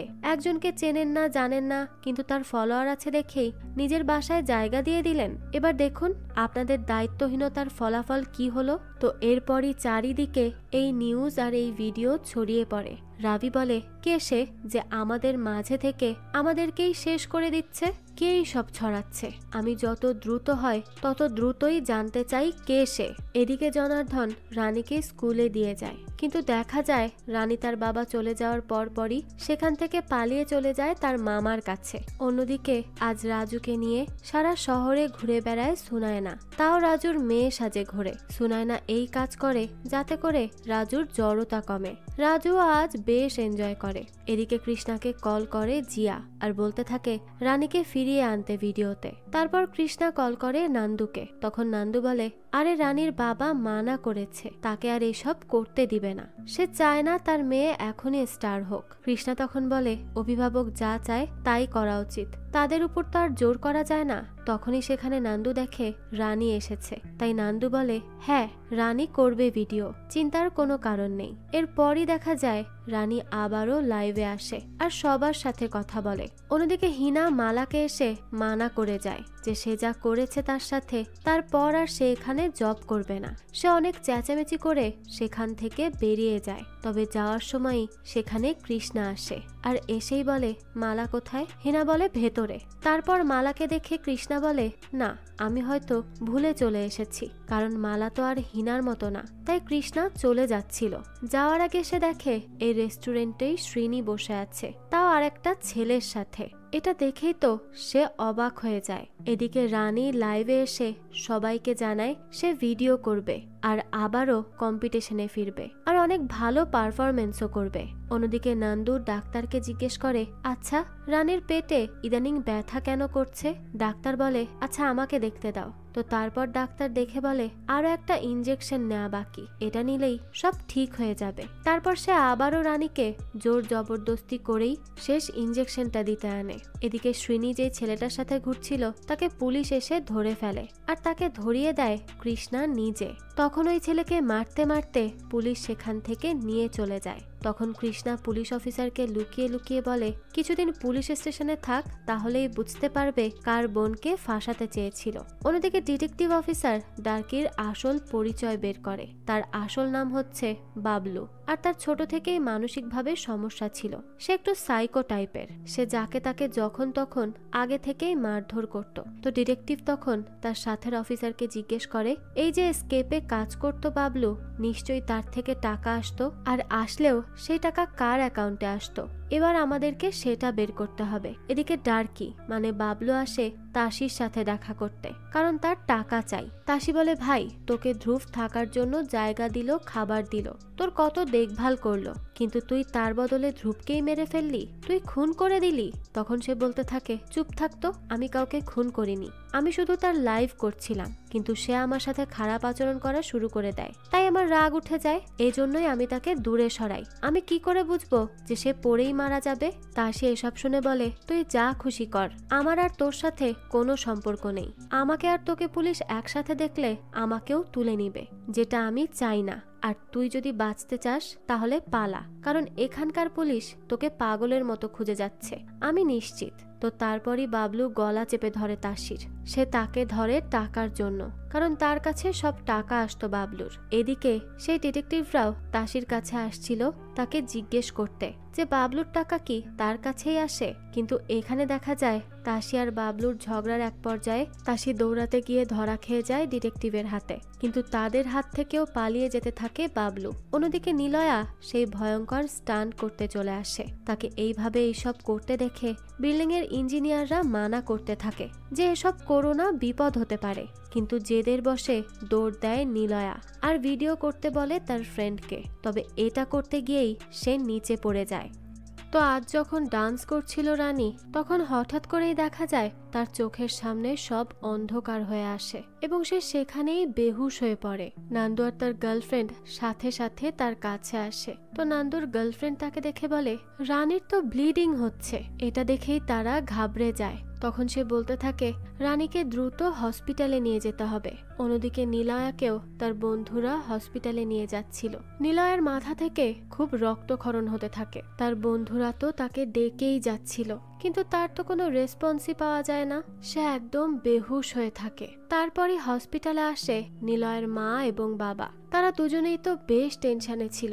এদিকে দেখা যায় হিনাকে। সে তার বাড়ি ছেড়ে আর কাজ ছেড়ে সেই এলাকা থেকে চলে যাচ্ছিল। আর তখনই তার কাছে কল আসে তার মায়ের। তার মা হিনাকে বলতে থাকে, তুই টাকা চুরি করেছিস? হিনা বলে, কিসের চুরি? তার মা বলে, মালা ম্যাম বলেছেন তুই ওনার ক্যাশ থেকে 25,000 টাকা নিয়ে গিয়েছিস। এটা কেমন কথা? আমরা কি তোকে এইসবই শিখিয়েছি হিনা? তুই এত বড় একটা কাজ কিভাবে করতে পারলি? তোর একবারও হাত কাঁপলো না? হিনা বলে, মা ওই মালা ম্যাম মিথ্যা কথা বলছেন, আমি এমনটা করিনি। আমি এসব চুরি কেন করতে যাব? তখনই দেখা যায় মালা কথা বলে ওঠে। সে কনফারেন্সেই ছিল। সে বলতে থাকে, আমাদের কাছে 25,000 টাকা কম আছে, আর তুমি যদি এটা স্বীকার না করো আর তোমার চাকরিতে ব্যাক না করো, তাহলে কিন্তু আমি এই পুরো ব্যাপারটা স্যারকে বলে দিব। তারপর স্যার পুলিশকে ডাকবে। তখন তোমার কি হবে একবার চিন্তা করতে পারছো? এসব শুনে হিনার মা অনেক ঘাবড়ে যায় আর বলতে থাকে, না না, এরকম কিছু হবে না, হিনা কাজে ফিরবে। তখন মালা বলে, ঠিক আছে, আমিও তাহলে হিনার বাসায় যাব, তার সাথে কথা বলে সবকিছু ঠিক করে নিব আন্টি, আপনি কোনো চিন্তা করবেন না। তো এরপর হিনার আর কিছুই করার থাকে না। সে চারদিক থেকেই মালার জালে ফেসে যায়, তাই তার কথা মতো এখানেই থেকে যায়। তার এসব একেবারেই ভালো লাগছিল না। এদিকে জিয়া একজনকে বলে সব সময় কৃষ্ণাকে ফলো করে রাখতে। সে কখন কি করে, কোথায় যায়, কখন আসে আর কার সাথে কথা বলে, কারণ হোক বা না হোক এসবের মাঝে কোনোভাবে সেই জড়িয়ে আছে। এবার শুধু তাদের হাতে প্রমাণ লাগবে তাকে ধরার জন্য। তো দেখা যায় একটু পরই কৃষ্ণাকে কল করে শ্রীনি, যেন তার বয়ফ্রেন্ড সরফরাজকে সে পুলিশের থেকে বাঁচাতে পারে। কিন্তু তখন দেখা যায় কৃষ্ণা সোজা বাড়িতে চলে আসে কথা বলার জন্য। শ্রীনি বলে, দাদা, আমার এক বান্ধবীর ফ্রেন্ড সরফরাজকে পুলিশ বিনা দোষেই ধরে নিয়ে গিয়েছে। প্লিজ তুমি একটু কথা বলে দেখো না, যেন তারা তাকে ছেড়ে দেয়। এসব শুনে কৃষ্ণা বলে, সে কি তোর ফ্রেন্ড? শ্রীনি বলে, না তো, আমার তো কেউ হয় না, আমার বান্ধবীর বয়ফ্রেন্ড। কৃষ্ণা তখন তাকে একটা থাপ্পড় দিয়ে বলে, মিথ্যা বলবি না, আমি দেখেছি তোকে ওই ছেলের সাথে বসে থাকতে, তুই কি তাকে ভালোবাসিস? শ্রীনি বলে, না না, আমরা তো শুধু ফ্রেন্ড, তুমি ভুল ভাবছো। কৃষ্ণা বলে, ও এখন ফ্রেন্ড হয়ে গেল? মিথ্যাবাদী, আমাদের কালচারে এইসব প্রেম ভালোবাসা নেই। তার উপর ওই ছেলে মুসলিম, তুই কি করে ওর সাথে প্রেমের সম্পর্ক করতে পারিস? শ্রীনি বলে, সত্যি দাদা, আর হবে না, আজই প্রথম গিয়েছিলাম, আমাকে মাফ করে দাও। আর তুমি প্লিজ পুলিশ আঙ্কেলকে বলো না তাকে ছেড়ে দিতে, খামোখা ওকে ধরে নিয়ে কি লাভ বলো? কিন্তু কৃষ্ণা আর কোনো কথাই বলে না, চুপচাপ রুমে চলে যায়। তো এরপর সে পুলিশকে কল করে বলে, ছেড়ে দাও তাকে, আর পরের বার যদি তাকে দেখি আমার বোনের আশেপাশে, তাহলে কিন্তু ওকে খুন করে ফেলবো। তো এরপরই দৃশ্য চলে যায় হসপিটালে। ডাক্তার রানীর বাবাকে সব বলে দেয় যে রানীর সাথে এই কদিন কি হয়েছে। তাকে অনেকবার ইনজেকশন পুশ করা হয়েছে যাতে তাকে দেখতে বড় বড় দেখায়। এই সব কিছু শুনে তো রানীর বাবা খুবই রেগে যায়। এরপরই সে নান্দুকে ডাকে আর বলে, তুই কেন করলি এসব আমার মেয়ের সাথে? নান্দু বলে, আমি কি করেছি? যা করেছে ওই ডাক্তার করেছে, এটা তার ভুল ছিল, এখানে আমি কি করতে পারি? এইসব শুনে তো রানীর বাবা প্রচন্ড রেগে যায়। তখন সে বলতে থাকে, শয়তান, তুই এখনো নিজের দোষ দুনিয়াকে দিয়ে আসছিস, তুই তো ওকে ওই ডাক্তারের কাছে নিয়ে গিয়েছিলি। সীতা তখন বলে, দয়া করে ভাইকে ছেড়ে দাও, সে কিছুই করেনি, সে তো ভিটামিনের ইনজেকশন দিয়েছিল শুধু। তখন রানীর বাবা বলে, তুই একটা বোকা মহিলা, সে কোনো ভিটামিনের ইনজেকশন দেয়নি, বরং তোর মেয়েকে তাড়াতাড়ি বড় করার ইনজেকশন দিয়েছিল, আর সেই ইনজেকশনের জন্যই আজকে এই অবস্থা তার। এই সব কিছুই ওই ইনজেকশনের সাইড এফেক্ট। তো এই সব কথা শুনে তো নান্দুর গার্লফ্রেন্ডও অবাক হয়ে যায়। তাই সে নান্দুকে বলতে থাকে, ছি, তুমি এত নিচে নামতে পারো? এই বলেই সে সেখান থেকে চলে যায়। পরে নান্দু আবারও রানীর বাবাকে বলে, জিজু, আমি যা করেছি সব রানীর জন্য করেছি, তাকে স্টার বানাতে করেছি, রানীর সুযোগ আছে, এবার সে স্টার হতে পারবে। প্লিজ এই কন্টেস্টটা শেষ করতে দাও। শেষ মুহূর্তে এসে সবকিছু নষ্ট করে দিও না। তোমার মেয়ে যদি একবার জিততে পারে তাহলে জানো সে কত টাকা পাবে? 3 কোটি টাকা পাবে। চিন্তা করতে পারছো? আর সে তো রাতারাতি স্টার হয়ে যাবে। এই সব কথা শুনে রানীর বাবা তাকে থাপ্পড় দিয়ে বসে আর বলতে থাকে, তুই আর একটা কথা বললে খুব খারাপ হবে বলে দিলাম। এখনই এখান থেকে চলে যা, আমার চোখের সামনে আর আসবি না। তো তারপর তাকে প্রচন্ড মারধর করে সে আর এখান থেকে বিদায় করে দেয়। রানীর বাবা আসলে অনেক বেশি ভেঙে পড়েছিল, কারণ তার মেয়ের বয়সই বা কতটুকু। এদিকে অফিসে সবাই জেনে গিয়েছে রাজুই সে যে মীনা কুমারী হয়ে ডান্স করে। তো আজ যখন রাজু অফিসে আসে তখন তাকে অফিস থেকে অনেক অপমানিত করা হয়। তার কলিগরা এসে তাকে অনেক বাজে বাজে কথা বলতে থাকে। এরপরই তাকে এই চাকরি থেকে বরখাস্ত করে দেয়। এই সব কিছুতে রাজু অনেক বেশি ভেঙে পড়েছিল। সুনায়নার কথা শুনে সে যতটা ইনফ্লুয়েন্স হয়েছিল তার থেকে এখন আরো বেশি ভেঙে পড়ে। তার খুব কষ্ট হতে থাকে। অন্যদিকে হুঁশ ফিরে নিলয়ার, আর তাকে ডাক্তার বলে গিয়েছে ফুল বেড রেস্ট করতে হবে। কিন্তু নিলয়া তো কোনোভাবেই মানছিল না। তাকে তো ভিডিও করতেই হবে, তাকে এই কম্পিটিশন জিততে হবে। তার মাথায় এখনো ওই ভূতই চেপে রয়েছে। তখনই তাকে তার বাবা অনেক বকাবকি করে যে সে আর এসব উল্টোপাল্টা কাজ করবে না। তখনই দেখা যায় নীলও তার ভেতর থাকা সব জমানো রাগ ঝেড়ে দেয় তার বাবার উপর। সে বলতে থাকে, তুমি আমাকে কি দিতে পেরেছো? তোমার সাথে জীবনে আমি কি পেলাম? ঠিক মতো দুবেলা ভাতই পাতে দিতে পারো না, তারপর আবার এসব ছাইপাশ খেয়ে বেড়াও। তাই আমি কখনো চাই না তোমার মতো জীবন আমারও হোক। আমার অনেক টাকা চাই, আর আমি এই ভিডিও করেই একদিন অনেক টাকা কামাতে পারবো, আর আমি সেটা করবই। আমাকে তুমি আটকাতে পারবে না। তো এই সব কথা শুনে খুবই কষ্ট পায় তার বাবা। সে আর কিছুই বলতে পারে না, তার চোখ বেয়ে শুধু পানি পড়ে। অন্যদিকে রানীর বাবা জনাধনও অনেক রেগে আছে সীতার সাথে। সে বলতে থাকে, তুই আমার মেয়ের থেকে তার ছোটবেলাকে কেড়ে নিয়েছিস। পারলে আগে সেটা ফিরিয়ে আনার চেষ্টা কর, পরে আমার সাথে কথা বলবি। তুই এসব কি করে করতে পারলি? মেয়েটার কথা একবারও চিন্তা করলি না? তো তারা যখন এসব নিয়ে তর্ক বিতর্ক করছিল ওই সময় দেখা যায় রানী একটা ছেলের সাথে অনেক কথা বলে, তার সাথে দেখা করারও কথা বলে। বুঝুন, এইটুকুনি মেয়ে এখনই প্রেম করা শুরু করে দিয়েছে।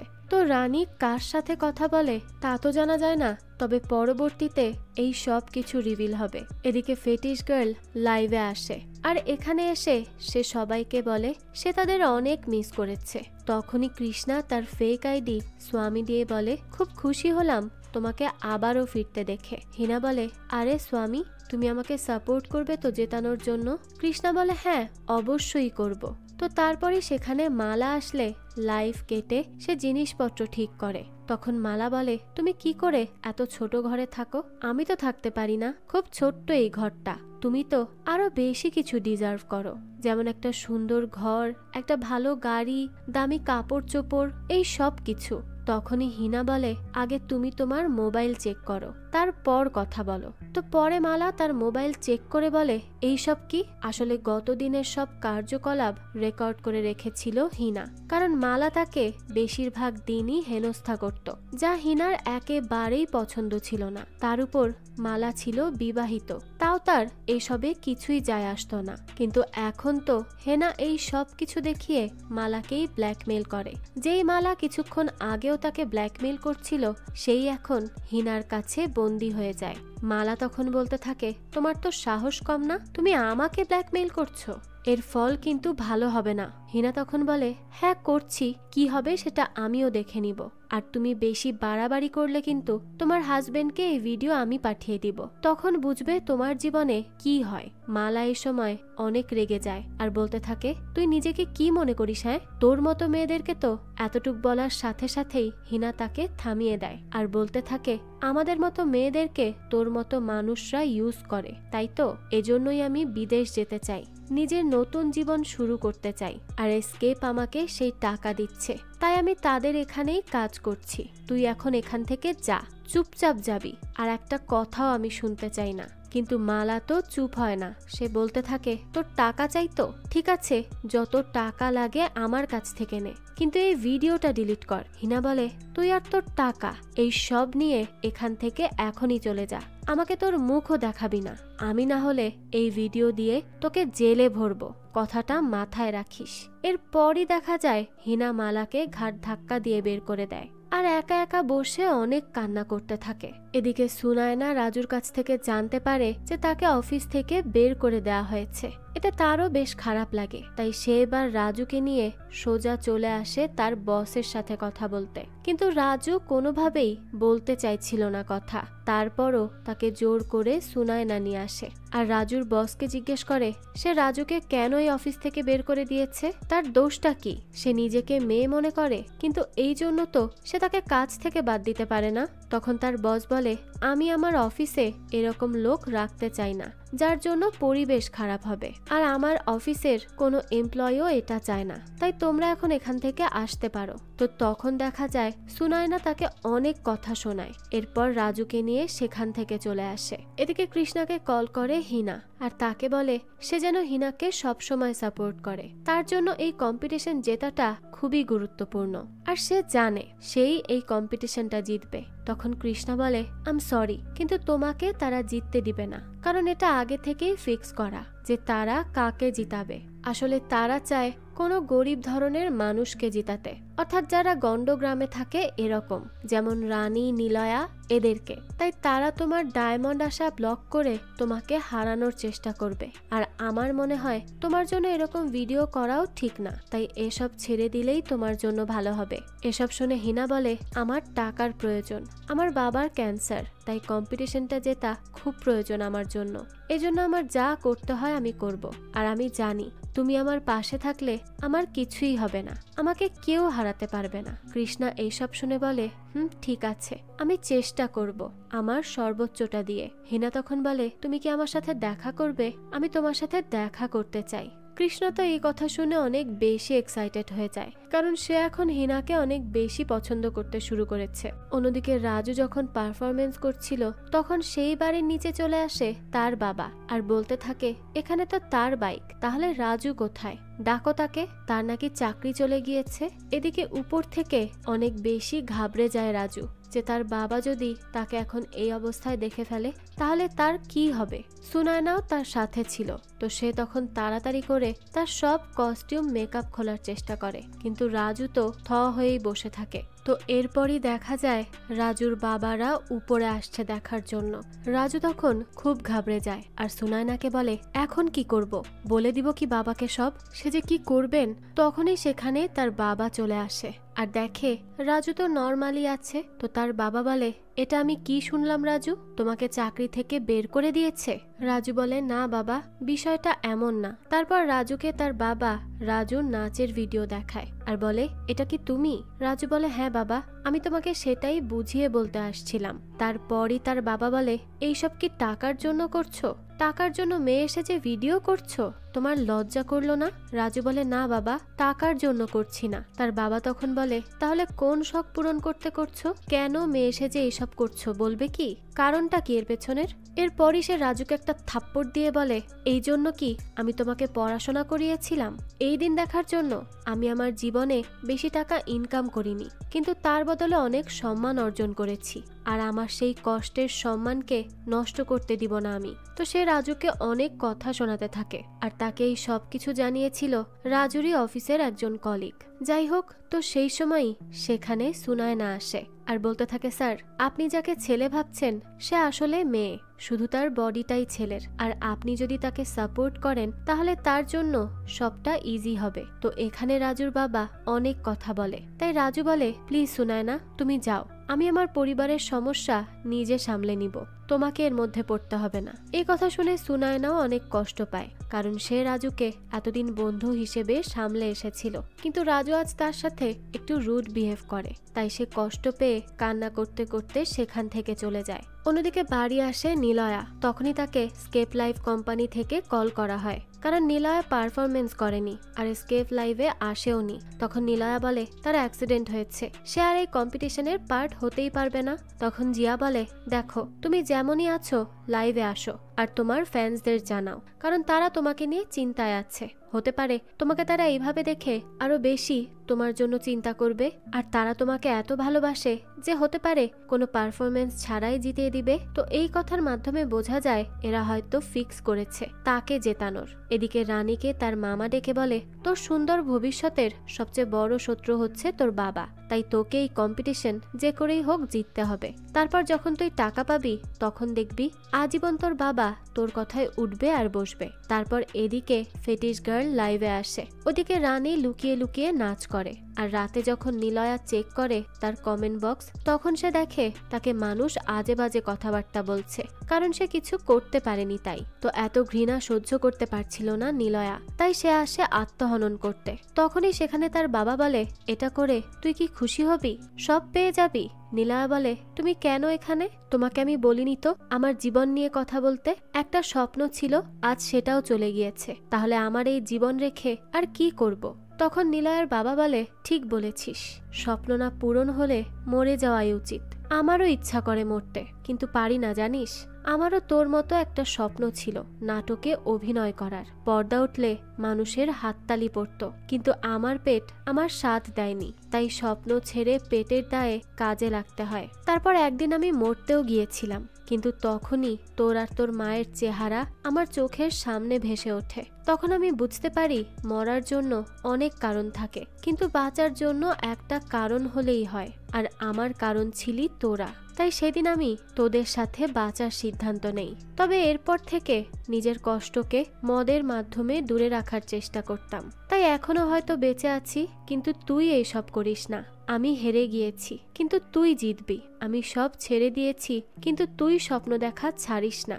আর আম সরি রে, আমার জন্য ছোট থেকে তোকে সবাই বলতো মাতালের ছেলে, কিন্তু নিলয়া আমার কাছে টাকা না থাকলেও তোদের জন্য অনেক বেশি ভালোবাসা আছে রে, আমি তোদেরকে খুব ভালোবাসি। তো এই কথাগুলো শোনার পর নিলয়া তার ভুল বুঝতে পারে আর তার বাবাকে জড়িয়ে ধরে তার কাছে মাফ চায়। সে বলতে থাকে, বাবা আমি আর এরকম কিচ্ছু করব না, আমাকে তুমি মাফ করে দাও, আর তুমিও এইসব মদ খাওয়া ছেড়ে দাও, আমাদের কাছে ফিরে আসো, আমার খুব প্রয়োজন তোমার সাপোর্টের। তো এখানে বাবা ছেলের খুব সুন্দর একটা মিল হয়ে যায়, আর সেই সাথে নিলয়ার প্রাণও বেঁচে যায়। এদিকে ফেটিশ গার্ল আসে লাইভে, তাকে অফিসের সবাই দেখে তো একেবারে থ মেরে যায়। আর এই লাইভ মালাও দেখে, তারপর তাকে কল করে, কিন্তু হিনা কল কেটে দেয়। তো এরপর দেখা যায় কেউ তাকে ডায়মন্ড দিতে পারছে না, কারণ তাকে ব্লক করা হয়েছে। ওই সময় হিনা বলে, আমি জানি আমার গড আমাকে ঠিকই হেল্প করবে, তুমি যদি আমাকে দেখে থাকো তাহলে তুমি আমাকে প্লিজ হেল্প করো। তো এখানে হিনা আসলে গড বলে কৃষ্ণাকে বুঝিয়েছে। কৃষ্ণাও তখন বুঝে উঠে চলে আসে ওয়াশরুমে, আর সে সত্যি সত্যি সম্পূর্ণ সিস্টেমকে হ্যাক করে তার ব্লক খুলে দেয়। আর এরপর হিনাকে আবারও সবাই ডায়মন্ড দিতে পারে। হিনাও তখন খুশি হয়ে বলে, থ্যাঙ্কস গড, তুমি পারবে আমি জানতাম, আর আমি অপেক্ষা করছি তোমার সাথে দেখা করার জন্য। কৃষ্ণা তো এসব শুনে খুব খুশি হয়ে যায়। পরের দিন কৃষ্ণা তার বোনকে জড়িয়ে ধরে বলে, শ্রীনি আম সরি, আমি তোর গায়ে হাত তুলেছি, যা আমার উচিত হয়নি রে, প্লিজ আমাকে মাফ করে দে। তখনই কৃষ্ণাকে কল করে জিয়া আর বলে, আপনি যা করেছেন তার জন্য এখনই কল করতে হলো। কৃষ্ণা তখন বলে, ম্যাম আমি কি করেছি, সব ঠিক আছে তো? জিয়া তখন বলে, কি হয়েছে আর কি করেছেন তা জানতে আপনাকে এখনই আসতে হবে অফিসে, তাই তাড়াতাড়ি চলে আসুন। যাই হোক, তো এরপরই চলে আসে ফাইনাল ডে। তখন জনার্দন আসে নান্দুর কাছে, কারণ রানীকে খুঁজে পাওয়া যাচ্ছিল না। সে তার মামার সাথে পালিয়ে চলে এসেছিল ভিডিও করার জন্য, তাই সে নান্দুকে অনেক মার মারে আর বলতে থাকে, তোকে মানা করেছিলাম আমার মেয়ের আশেপাশেও না আসতে, কিন্তু তাই তুই আমার মেয়েকেই তুলে নিয়ে আসলি, তোকে তো আমি মেরেই ফেলবো আজকে। তখনই গ্রামের বাকি লোকেরা বলে, তুই যদি আর এই মেয়ের আশেপাশে থাকিস তাহলে তোর পা ভেঙে দেওয়া হবে। তারপর রানী বলে, মামা কি ভুল করেছে? তোমরা আমার টাকায় খাও, কাপড় পরো, তাহলে আমাকে কেন আটকানো হবে? এসব শুনে জনার্দন বলে, দেখুন পঞ্চায়েত মশাই, এই শয়তান আমার মেয়ের ভেতরে কত বিষ ঢুকিয়ে দিয়েছে। তো তারপর জনার্দন রানীকেও মারধর করে তুলে নিয়ে যায়। পরে নান্দু বলে, কি আপনারা তো শুনলেন, তারা মেয়ের ইনকাম খায়, এখন কিছু বলবেন না? আমি তো জানি এই জনার্দন তার মেয়েকে দিয়ে খারাপ কাজ করায় আর সেই টাকা দিয়ে আয়েশ করে, আর আমি তাকে একটা ভালো ভবিষ্যৎ দিতে চেয়েছিলাম, কিন্তু তাই সে আমাকে এইভাবে মারলো। তখন পঞ্চায়েত বলে, কিন্তু আমরা তো কিছু জানি না, এসব কিভাবে করছে লুকিয়ে? নান্দু বলে, আমি তো চিনি তাকে, আর খুব ভালো করেই জানি সে দেখতেই শুধু সহজ সরল, কিন্তু আসলে একটা শয়তান। নিজের মেয়েকে ব্যবহার করছে সে টাকার জন্য। এদিকে রানীকে বন্দি করার সময় জনার্দনের পকেট থেকে মোবাইলটা পড়ে যায় রানীর কাছে। রানীও সেটা নিয়ে নেয় আর তার আইডি লগ ইন করে ফেলে। আর এরপরই রানীকে সেই ছেলেটা কল করে আর বলে সে এসেছে তার সাথে দেখা করার জন্য। বাইরে গ্রামের সবাই আসে নান্দুকে নিয়ে, আর সবাই জনার্দনকে দোষারোপ করে। তখন রানীকে জিজ্ঞেস করলে রানী বলে, বাবারই সব দোষ, বাবাই এই সব করেছে, মামার দোষ নেই। তো এরপরই সবাই গণপিটুনি শুরু করে জনার্দনকে, আর এই সুযোগে সেখান থেকে পালিয়ে যায় রানী। সে তার বাবার কথা একবারও চিন্তা করে না। সে তো ভাবতে থাকে তার বাবা হয়তো তার খারাপই চাচ্ছে। যাই হোক, তো রানী পালিয়ে এসে দেখে তার সাথে দেখা করতে এসেছে ডার্কি বয়। এটা দেখে রানী বলে, তুমি কি করে সে হতে পারো? বাবলু তখন বলে, আমি কে? রানী বলে, ডার্কি। বাবলু বলে, তাহলে ডার্কি মানেই তো সারপ্রাইজ, আর তাই আমি তোমার জন্য নতুন অ্যাকাউন্ট খুলে তোমাকে আজ সারপ্রাইজ দিয়েছি। আর আমি এখানে এসেছি এত দূর থেকে, তুমি আমাকেই প্রশ্ন করে সময় নষ্ট করছো? আগে চলো, আমার সাথে চলো। রানী তখন জিজ্ঞেস করে, কোথায় যাব?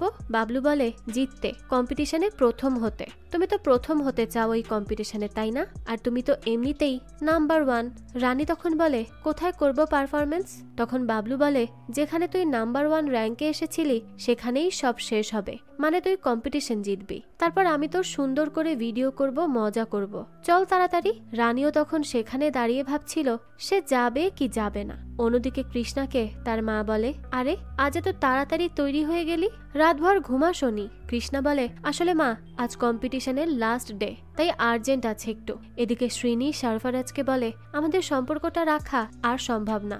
সরফরাজ বলে, কি বললে? তোমার জন্য এত সহজ আমাদের এই সম্পর্কটা শেষ করা? শ্রীনি বলে, না, কিন্তু আমি আমার ভাইয়ের বিশ্বাসকে শেষ করতে পারবো না। দাদা ভাই আমাকে অনেক বিশ্বাস করে, আমি কি করে সেটা নষ্ট করব? সরফরাজ বলে, শ্রীনি তুমি কি আমাকে ভালোবাসো না? শ্রীনি বলে, হ্যাঁ অনেক ভালোবাসি, কিন্তু আমার ভাইয়ের থেকে বেশি না। আমি আর এসব চালিয়ে যেতে পারবো না, সরি। তখন সরফরাজ বলে, শ্রীনি আমরা কি একটু কথা বলতে পারি? শ্রীনি বলে, সম্ভব না দেখা করা, বুঝতে কেন পারছো না? সরফরাজ বলে, প্লিজ শেষবারের মতো দেখা করি। তো এরপর শ্রীনি বলে, ঠিক আছে তাহলে আজ করব, মা ঘুমিয়ে যাওয়ার পর। এরপর আর আমাদের কিন্তু কখনো দেখা হবে না। এদিকে নান্দু চারদিকে খুঁজতে থাকে রানীকে, কিন্তু সে তাকে কোথাও খুঁজে পায় না, কারণ রানী তো চলে যাচ্ছে বাবলুর সাথে। রানীকে তখন নান্দু কল করে, সেই সময় মোবাইলটা কেড়ে নেয় বাবলু। রানীও তখন তার সাথে কাড়াকাড়ি করতে থাকে। সেই সময় বাবলু বলে, এই নাও, আমি তোমার জন্য নতুন একটা মোবাইল এনেছি, আর এখানে সব ডাউনলোডও করা আছে। তোমাকে নতুন মোবাইল আর সারপ্রাইজ দিব বলেই এই সব করেছি, আরো অনেক অনেক সারপ্রাইজ আছে। অন্যদিকে রাজুকে মেসেজ করে সুনায়না আর বলে, তুমি ঠিক আছো তো? আমি তোমার সাথে কথা বলতে চাই। আসলে সেদিন সুনায়না রাজুর বাবার কথায় কষ্ট পেয়েছিল, কিন্তু তার থেকে বেশি খারাপ লেগেছিল রাজু তাকে চলে যেতে বলায়। তবে সে যেহেতু তার বন্ধু, তাই সে রাজুর পাশেই থাকতে চায়, এজন্যই সে তাকে আবারও কল করেছে। তো তখনই সেখানে রাজুর ভাই দেব আসে আর বলতে থাকে, ভাই বাবার শরীর ভালো না, মা মারা যাওয়ার পর প্রথমবার কাল থেকে বাবা ড্রিঙ্ক করেই যাচ্ছেন। এরকম চলতে থাকলে তো সে অসুস্থ হয়ে যাবেন, তাই প্লিজ তুমি চলো, বাবাকে বোঝাও। এরপরে রাজু এসে বলে, বাবা আমাকে প্লিজ মাফ করে দাও, আমি ভুল করে ফেলেছি। তার বাবা বলে, না, আমি ভাবছি আমার কোথায় ভুল ছিল। আমি তো তোমাকে কখনো মারিনি, গালি দেইনি, ভয়ও দেখায়নি। আমার মতে তো আমি তোমাকে খুব ভালো করেই বড় করেছি, তাহলে আজ তুমি এরকম কি করে হলে? আজ যদি তোমার মা বেঁচে থাকতো তাহলে কি করে এই ঝটকাটা সহ্য করতো? রাজু তখন বলে, বাবা এই সবটা মা জানতো। আমি যখন 10 বছরের ছিলাম তখন আমি জানতাম না আমি কে। আমার শুধু ভালো লাগতো মেয়েদের মতো সাজুগুজু করতে, মেয়েদের মতো কাপড় পরতে, তাদের মতো আচরণ করতে। মা প্রথমে ভেবেছিল হয়তো ছোট ছিলাম তাই এরকম হয়েছে, কিন্তু তারপর মা সবটা বুঝতে পারে, আর পরে সে সমাজের ভয়ও পায়। আর সমাজের থেকেও বেশি মা তোমার ভয় পেত বাবা। তো এরপর থেকেই আমিও আর কিছু বলতে পারিনি। এখন পর্যন্ত এই কষ্ট নিয়েই বেঁচে আছি বাবা। তো তারপর রাজুর বাবা বলে, দেখো এইসব ভিডিও বানানো বন্ধ করো, আর আমি একটা ভালো মানসিক সমস্যার ডাক্তারও দেখাবো তোমাকে, সে তোমাকে ঠিকঠাক করে চিকিৎসা করবে, তুমি ভালো হয়ে যাবে। তখন রাজু বলে, কিন্তু বাবা এটা তো মাথার সমস্যা না, এটা বডির সমস্যা, এটাকেই তো ঠিক করতে হবে, আমি অপারেশন করে ছেলে থেকে মেয়ে হয়ে যাই বাবা। রাজুর বাবা বলে, মানে তোমার কি মাথা খারাপ? তোমাকে ভগবান ছেলে করে পাঠিয়েছেন আর তুমি তার সৃষ্টিকে অবমাননা করছো, এত সাহস? রাজু বলে, বাবা এটাই তো ভগবানের করা একটা ছোট্ট ভুল ছিল, যার জন্য আমি এরকম। বাবা প্লিজ আমাকে তুমি অনুমতি দিয়ে দাও, যেন আমি যেরকম সেরকম ভাবেই বাঁচতে পারি। আমি যদি মেয়ে হয়েও যাই তাহলেও তো আর বদলে যাব না, আমি তোমারই রক্ত থাকবো, আর আমার ছোট ভাই থাকবে দেব। তখন তার বাবা বলে, এই খবরদার আমার ছোট ছেলের সাথে ঘেসবি না, তুই আমার আশেপাশে থাকলে তার উপর খারাপ প্রভাব পড়বে। রাজু বলে, না বাবা, সেও সাহস পাবে তোমার সামনে সত্যি বলার, তোমাকে নিজের অনুভূতি বলার, আর আমিও বাবা তোমাকে বুকে জড়িয়ে বলতে চেয়েছিলাম যে আমি তোমার ছেলে না, আমি তোমার মেয়ে। তখনই তার বাবা তাকে দূরে সরিয়ে দেয় আর বলে, যদি তুই ছেলে হয়ে থাকতে চাস তাহলে এই বাড়ি তোর, আর যদি মেয়ে হয়ে থাকতে চাস তাহলে এই বাড়ির আশেপাশেও আমি তোর ছায়া দেখতে চাই না। আমার একটা ছেলে, সেটা দেব, এটা ভেবেই আমি আমার বাকি জীবনটা কাটিয়ে দিব। তারপর সত্যি সত্যি রাজুও আজ ঘর ছেড়ে চলে যায়। এদিকে কৃষ্ণাকে কল করে নান্দু আর বলে, আমাদের রানী কিডন্যাপ হয়ে গেছে, তাকে প্লিজ খুঁজতে হেল্প করুন। অন্যদিকে রানীকে একটা মরুভূমির মধ্যে নিয়ে আসে বাবলু। রানী তাকে বলে, এখানে কয়টা ভিডিও করি চলো। তারপরই সে গাড়ি থামায়। তখন রানী বলে, আমি একটু আসছি, তুমি ততক্ষণ এখানে আমার সব ড্রেস আর মেকআপ গুলো বের করে রাখো। তো দেখা যায় রানী সেখান থেকে পালিয়ে যেতে নেয়, কিন্তু পালিয়ে সে বেশি দূর যেতে পারে না, তাকে গিয়ে ধরেই ফেলে বাবলু। অন্যদিকে রবি বলে, একটা বাচ্চা মেয়ের জন্য কেউ ফেক প্রোফাইল কেন খুলবে? জিয়া বলে, ওই মেয়েটা এখন মিসিং। রবি বলে, আমাদের এইসব নিয়ে কাজ নেই, কিন্তু যেহেতু এই মেয়ে আমাদের নাম্বার 1 ট্যালেন্ট, তাই তাকে আমি ফেরত চাই। এদিকে ডার্কি লাইভে আসে রানীর অ্যাকাউন্ট থেকে, আর তারপর রানীকে দেখায় যে তার কি খারাপ অবস্থা করেছে সে। এরপরে স্কেপকে বলে, এই যে তোমরা আমাকে ব্যান করেছো, ডার্কিকে তোমরা ব্যান করেছো, এবার দেখো আমি কি কি করি। তোমাদেরকে আমি ঠিক 10 মিনিট সময় দিলাম, যদি তাকে বাঁচাতে চাও তাহলে আমার উপর থেকে ব্যান উঠিয়ে নাও, আর না হলে আমি রানীর যে কি করব সেটা তোমরা ভাবতেও পারছো না। তো এরপরই রবি বলে, এই যে ভিডিও হয়েছে এটা যেন লিক না হয়, কারণ এটা লিক হলে আমাদেরকেই ব্যান হওয়া থেকে কেউ আটকাতে পারবে না, আর আমি চাই না আমাদের কন্টেস্টটা অসম্পূর্ণ থাক। তাই আগামী 4 ঘন্টা কেউ কিচ্ছু করবে না, কেউ মোবাইল ইউজ করবে না, শুধুমাত্র আমাদের অ্যাপটা চলবে। এদিকে একা একা বসে কান্না করছিল রাজু। তখনই তাকে কল করে সুনায়না আর বলে, কি হয়েছে, তুমি ঠিক আছো তো? রাজু বলে, আমি তো ভালোই আছি, তুমি কি করছো? সুনায়না বলে, কিছু না, ছেলে পক্ষ আসছে তাই আর কি তৈরি হব। রাজু তখন বলে, ঠিক আছে তুমি সব শেষ করো, পরে কথা হবে। সুনায়না তখন বলে, আর তুমি পারফরমেন্স করবে না? রাজু বলে, এখানে কিভাবে করব, আমার কাছে তো কোনো কাপড়ও নেই। সুনায়না তখন বলে, আরে জোগাড় করো, তারপর ভালো করে পারফরমেন্স করো, আজই তো শেষ দিন, তোমাকে যে জিততেই হবে। তারপর রাজুও তার কথায় আবারও উৎসাহ পায় আর নিজের চেষ্টা চালিয়ে যায়। প্রথমে সে কাপড় কেনে, এরপর সাজুগুজু করে, আর এখানেই একটা জায়গায় ভিডিও করা শুরু করে দেয়। আশেপাশের সবাই তো তার গানের গলা শুনে চলে আসে, সবাই মুগ্ধ হয়ে তার পারফরমেন্স দেখতে থাকে। এদিকে রবিকে জিয়া এবার খুব রেগেই বলে যে একটা মেয়ের জীবন কোনো কম্পিটিশনের জন্য চলে যেতে পারে না, তারা চাইলেই পুলিশ পাঠাতে পারে লোকেশন দিয়ে। কিন্তু রবি বলে, না, কারণ একটা ভুল আর আমাদের কোম্পানির সব শেষ, আর আমি আমার এত কষ্টের তৈরি করা কোম্পানি শেষ হতে দিব না, তাই এই কম্পিটিশনটা শান্তিপূর্ণভাবে শেষ হতে দাও, তারপরই আমরা চেষ্টা করব এই মেয়েকে বাঁচানোর জন্য। এদিকে সবাই নিজেদের মতো পারফরমেন্স করে যাচ্ছিল, তবে জিয়ার মনটা খুবই খারাপ, তার সাথে কৃষ্ণারও। তারপর কৃষ্ণা জিয়াকে বলে, ম্যাডাম জীবন অনেক সুন্দর, আমি জানি আগামী 5 মিনিট পর আপনার পকেটে কি থাকবে, আর আমি এটাও জানি আগামী 5 মিনিটের মধ্যে ওই ছোট মেয়েটার সাথে কি হতে পারে ম্যাডাম, কিন্তু আমরা এমন আচরণ করছি যেন কিছুই হয়নি। জিয়া এসব শুনে বলে, তাহলে কি আমি দায়ী এসবের জন্য? কৃষ্ণা বলে, ম্যাডাম আপনি এই ফেটিশ গার্লের সাথে ফেস অফ করিয়েছিলেন রানীকে, যেন রানী জিতে যায়, তারপর তাকে জেতানোর জন্য আপনি কি কি না করেছেন। জিয়া বলে, এটা আমার জব কৃষ্ণা। কৃষ্ণা বলে, আপনারা এইসব এই কারণে করেছেন যেন মানুষ এটা মনে করে যে আরে একটা বাচ্চা জিতে গিয়েছে, তাহলে আমরা কেন পারবো না? তাই তারাও এই অ্যাপে জয়েন হবে, আর তারাও স্বপ্ন দেখবে, আর আপনাদের আরো টাকা আসবে, তাই না? কিন্তু এইসবের মাঝে একটা মানুষের জীবন কেন যাবে বলুন? জীবনের বিনিময়ে টাকা কেন আসবে? ওই মেয়েটার যদি কিছু হয়ে যায় তাহলে আমি তো নিজেকে মাফ করতে পারবো না ম্যাম। জিয়া তখন বলে, ঠিক বলেছ, আমাদেরকে ওই বাচ্চাটাকে বাঁচাতে হবে। তো তারপরই কৃষ্ণাকে বুদ্ধি করে কল করতে পাঠায় তারা, আর রাজু তার পুলিশ আঙ্কেলকে কল করে ইঙ্গিত দিয়ে বলে, আঙ্কেল, মা একটু অসুস্থ আছেন, ওনাকে আপনার হাসপাতালে নিতে হবে। তখন তার আঙ্কেল বলে, কিন্তু তোর মা তো ঠিকই আছেন, আমি দেখেছি, কি হলো আবার হঠাৎ করে? কৃষ্ণা বলে, তুমি আমার আইপিটা নাও তো। তারপর তার আঙ্কেল বুঝতে পারে কিছু তো সমস্যা আছে, তাই তার আঙ্কেল একটা কাগজে তার বলা সব ইনফরমেশনগুলো লেখা শুরু করে। কৃষ্ণা বলে, মাকে বলো মায়ের প্রিয় প্রতিযোগী রানী এখন ভিডিও দিতে পারবে না, তবে সে যেন চিন্তা না করে, তাকে আবারও আমরা পাবো। তারপর তার আঙ্কেলও খাতায় লিখে নেয় রানীর নাম, আর এরপর কৃষ্ণা রানীর লোকেশনটাও বলে যে সে এই মুহূর্তে কোথায় আছে। অন্যদিকে এবার রাভি টার্গেট করে প্রথম বানাবে রাজুকে, কারণ রাজু এখন একরকম অসহায়, তাই সে চাইছে রাজুকে জিতিয়ে সব জায়গায় সুনাম অর্জন করবে, সাথে মানুষেরও মনে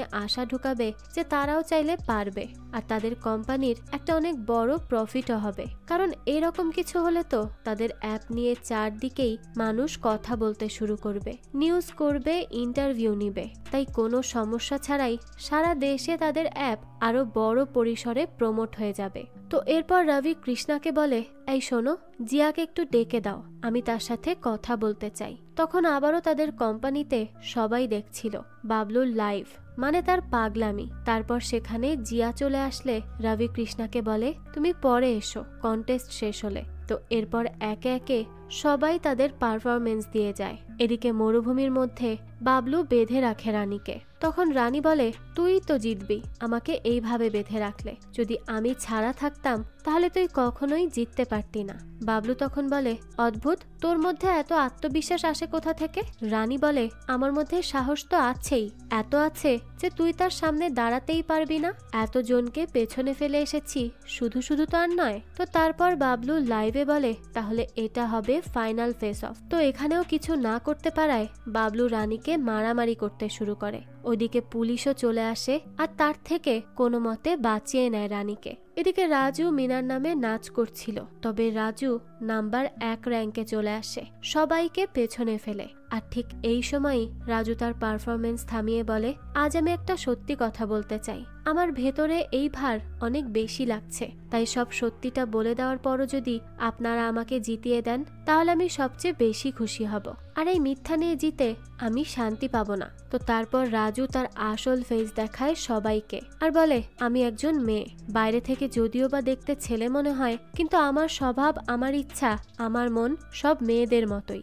আপনারা যদি আমার এই সত্যি জানার পরও আমাকে জিতিয়ে দেন তাহলে আমি ভাববো সত্যিকারের জিত হয়েছে আমার। তখন পাবলিক রাজুকে অনেক আজে বাজে কথা বলে, সে তাদের সাথে ধোঁকাবাজি করেছে এই সব বলে, তার উপর যা পায় তাই ছুঁড়ে মারতে থাকে। ওইদিকে হিনা নাচ করে আর আবারও এগিয়ে যেতে থাকে 2 নাম্বার র্যাঙ্ক থেকে। তো যেহেতু এই অ্যাপের রুলস কোনোভাবেই নগ্ন কিছু করা যাবে না, তাই রাভি আগে থেকেই সবাইকে রেডি করে রাখে, ফেটিশ কোনো রুলস ভাঙলে তাকে যেন ব্যান করে দেওয়া হয়। তাই কৃষ্ণাও বসে পড়ে আর সে আশা করছিল যেন সে কোনো রুলস না ভাঙে। ফেটিশ তখন একে একে উপর থেকে তার বডির কাপড় সরায় আর তারাও রেডি হয় তাকে ব্যান করবে, তবে দেখা যায় সে কোনো রুলস ভাঙে না এবং রাজুকে হারিয়ে জিতে যায় ফেটিশ।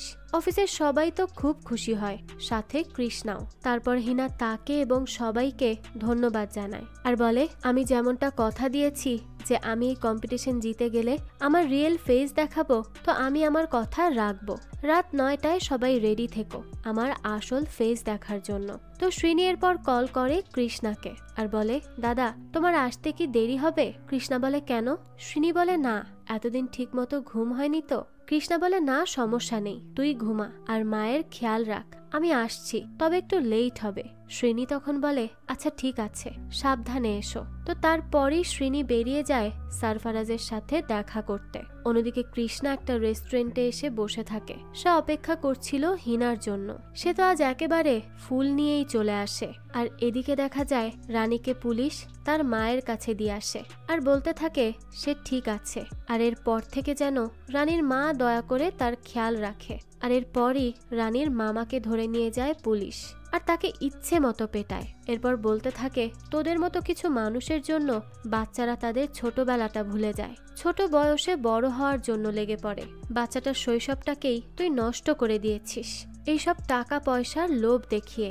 এদিকে রাজুকে একা দেখে তার সাথে কথা বলতে আসে সুনায়না। তখন সুনায়নাকে রাজু বলে আজ আমি হেরে গেলেও খুশি, কারণ আমি সত্যিটা মেনে নিয়েছি সবার সামনে। এখন ভবিষ্যতে কত কঠিন পরিস্থিতির সম্মুখীন হব সেটা জানি না, কিন্তু আজ আমি মুক্ত। এসব শুনে সুনায়না বলে সত্যি নিজের খুশি চুজ করা সহজ কাজ না, তুমি পেরেছো, তাই তুমি সত্যি খুব স্ট্রং। এদিকে গাড়িতে সারফারাজের সাথে দেখা করার পর শ্রীনি বলে আমাকে এবার যেতে হবে। সারফারাজ তখন খানিকটা রেগেই বলে ঠিক আছে যাও। তো শ্রীনি বলে দেখো দাদা জানলে অনেক খারাপ হবে বিষয়টা। তো এরপরই দেখা যায় তারা দুজন কাছাকাছি চলে আসে। তখনই সেখানে লোকজন এসে ভিডিও করতে থাকে আর ছবিও তোলে। অন্যদিকে লোকেশন ট্র্যাক করে কৃষ্ণা চলে আসে হিনার বাড়ি। হিনা তখন বলে কে? কৃষ্ণা বলে আমি এসকেপ থেকে এসেছি, তুমি তো বলেছিলে দেখা করবে কিন্তু আসোনি, তাই আমিই চলে এসেছি। হিনা তখন দরজা খুলে বলে কেন এসেছো? কৃষ্ণা বলে তুমি কে? তুমি মালা? হিনা বলে না আমি মালা না। আর তুমি এখানকার অ্যাড্রেস কি করে পেলে? কৃষ্ণা বলে তুমি আসোনি তাই আমি চিন্তা করছিলাম। আর তুমি কি ফেটিশ গার্ল? হিনা বলে হ্যাঁ আমিই সেই ফেটিশ গার্ল। আর শোনো এখন এখান থেকে চলে যাও, আমি তোমাকে দেখতেও চাই না। এসব শুনে কৃষ্ণা অবাক হয়ে যায় আর বলতে থাকে কিন্তু তুমিই তো বলেছিলে আমাকে আসতে, আমার সাথে দেখা করতে চেয়েছিলে, তাহলে এখন এই কথা কেন বলছো? হিনা তখন বলে তো কি হয়েছে, আমার সাথে হাজারো ছেলেরা থাকতে চায়, তাই বলে আমি কি সবার সাথে থাকবো? দেখো এত কথা বলো না তো, এখন এখান থেকে যাও। কৃষ্ণা তখন বলে তাহলে কি এতদিন তুমি আমাকে শুধু ইউজ করেছো? আমি তো ভেবেছিলাম তুমি সত্যিই আমাকে পছন্দ করো, আমার সাথে দেখা করতে চাও, কিন্তু তুমি তো আমাকে শুধু ব্যবহারই করে গিয়েছো। হিনা বলে হ্যাঁ, আর এমনটা সবাই করে, এটা এমন কোনো বড় ব্যাপার না। যেমন করে তুমি আমাকে ব্যবহার করেছো তেমনি আমি জেতার জন্য তোমাকে ব্যবহার করেছি। আর তুমিও অন্য ছেলেদের মতোই আমার বডির জন্যই আমার পেছনে পড়ে আছো, তাই চলে যাও এখান থেকে, আমি তোমার মুখও দেখতে চাই না, আর আমার হাতে এত ফালতু সময়ও নেই। তো এই সব কিছু বলে হিনা কৃষ্ণার মুখের উপরই দরজা লাগিয়ে দেয়। বেচারা কৃষ্ণার তো মনটাই ভেঙে যায়, তাই সে রাস্তায় এসেই বসে পড়ে আর অনেক কান্না করতে থাকে, কারণ সে সত্যি সত্যি হিনাকে পছন্দ করেছিল। তো তখনই দেখা যায় হিনার কাছে আবারও মালা আসে আর তাকে অনেক মারধর করে বলে ছবি কোথায় বল। তো তারপর এখানে এদের দুজনের মাঝে বেশ মারামারি চলতে থাকে। এদিকে কৃষ্ণার কাছে তার বোনের সেই প্রাইভেট ভিডিওটা চলে আসে। সে তো এটা দেখে এবার একেবারেই থমকে যায়। সে এসব কোনো মতেই সহ্য করতে পারছিল না। তার বোনের সাথে ওই ছেলের সম্পর্ক ছিল বলে সে তাকে পুলিশে দিয়েছিল। এখন সে কি করবে সেটা তো একমাত্র উপরওয়ালাই জানে। তো আজ যেন তার দিনটাই খারাপ, একের পর এক খারাপ সিচুয়েশনের মধ্য দিয়ে যাচ্ছে সে। এদিকে মালা হিনাকে এক পর্যায়ে প্রচন্ড জোরে আঘাত করে নিচেই ফেলে দেয় আর সাথে সাথেই তার মাথা ফেটে রক্ত বেরোতে শুরু করে। আর তারপর সেখানেই পড়ে থাকে ফেটিশ গার্ল, হয়তো সে মারা গেছে। এরপরই দেখা যায় সেখান থেকে পালিয়ে যায় মালা। অন্যদিকে বাল্লুরা সবাই রেডি হয় ফেটিশের ফেস দেখার জন্য। তখনই কৃষ্ণা বলে আমার 3 থেকে 4 লাখ টাকা চাই, পরে ফিরিয়ে দিব। বাল্লু বলে আগে আমরা ফেটিশ গার্লের ফেস রিভিলটা দেখে নেই, তারপর এসব নিয়ে কথা বলছি। তো একটু পরই দেখা যায় ফেটিশ গার্ল লাইভে আসে, কিন্তু প্রশ্ন হচ্ছে কে আসলো, কারণ হিনার তো আসা সম্ভব না। তাহলে কি কেউ এবার আসল ফেটিশ গার্লকে সরিয়ে নিজে ফেটিশ হয়ে থেকে যাবে? সেটা হয়তো এর পরবর্তী সিজনেই জানা যাবে, কারণ এই প্রশ্নের সাথে সাথে এই গল্পটাও এখানেই শেষ হয়ে যায়। তো এর পরবর্তী সিজন এখনো আসেনি, কিন্তু যখনই সেটা আসবে আমি তা আপনাদের জন্য এক্সপ্লেইন করার চেষ্টা করব। যাই হোক, এই তো ছিল আজকের গল্প। এই গল্প আপনাদের কাছে কেমন লেগেছে সেটা অবশ্যই আমাদেরকে কমেন্ট করে জানাবেন। যদি এতটুকুও ভালো লেগে থাকে তাহলে একটি লাইক দিয়ে যাবেন। আর হ্যাঁ, আমাদের এই চ্যানেলে কিন্তু প্রতিনিয়তই নতুন নতুন ভিডিও আপলোড করা হয়। সেই সব ভিডিওর আপডেট পেতে আমাদের চ্যানেলটিকে সাবস্ক্রাইব করে বেল আইকনে অল দিয়ে রাখতে কিন্তু ভুলবেন না। আর এই সম্পূর্ণ সিরিজটি আমাদের টেলিগ্রাম চ্যানেলে আপলোড দেওয়া আছে। সিরিজটি দেখতে চাইলে কমেন্ট বক্সে দেওয়া লিঙ্ক থেকে জয়েন করে নিন আমাদের টেলিগ্রাম চ্যানেলে। আজকে তাহলে এই পর্যন্তই, আবারও হাজির হব নতুন কোনো ভিডিও নিয়ে। সেই পর্যন্ত সবাই ভালো থাকবেন আর আমাদের চ্যানেলের সাথেই থাকবেন। ধন্যবাদ।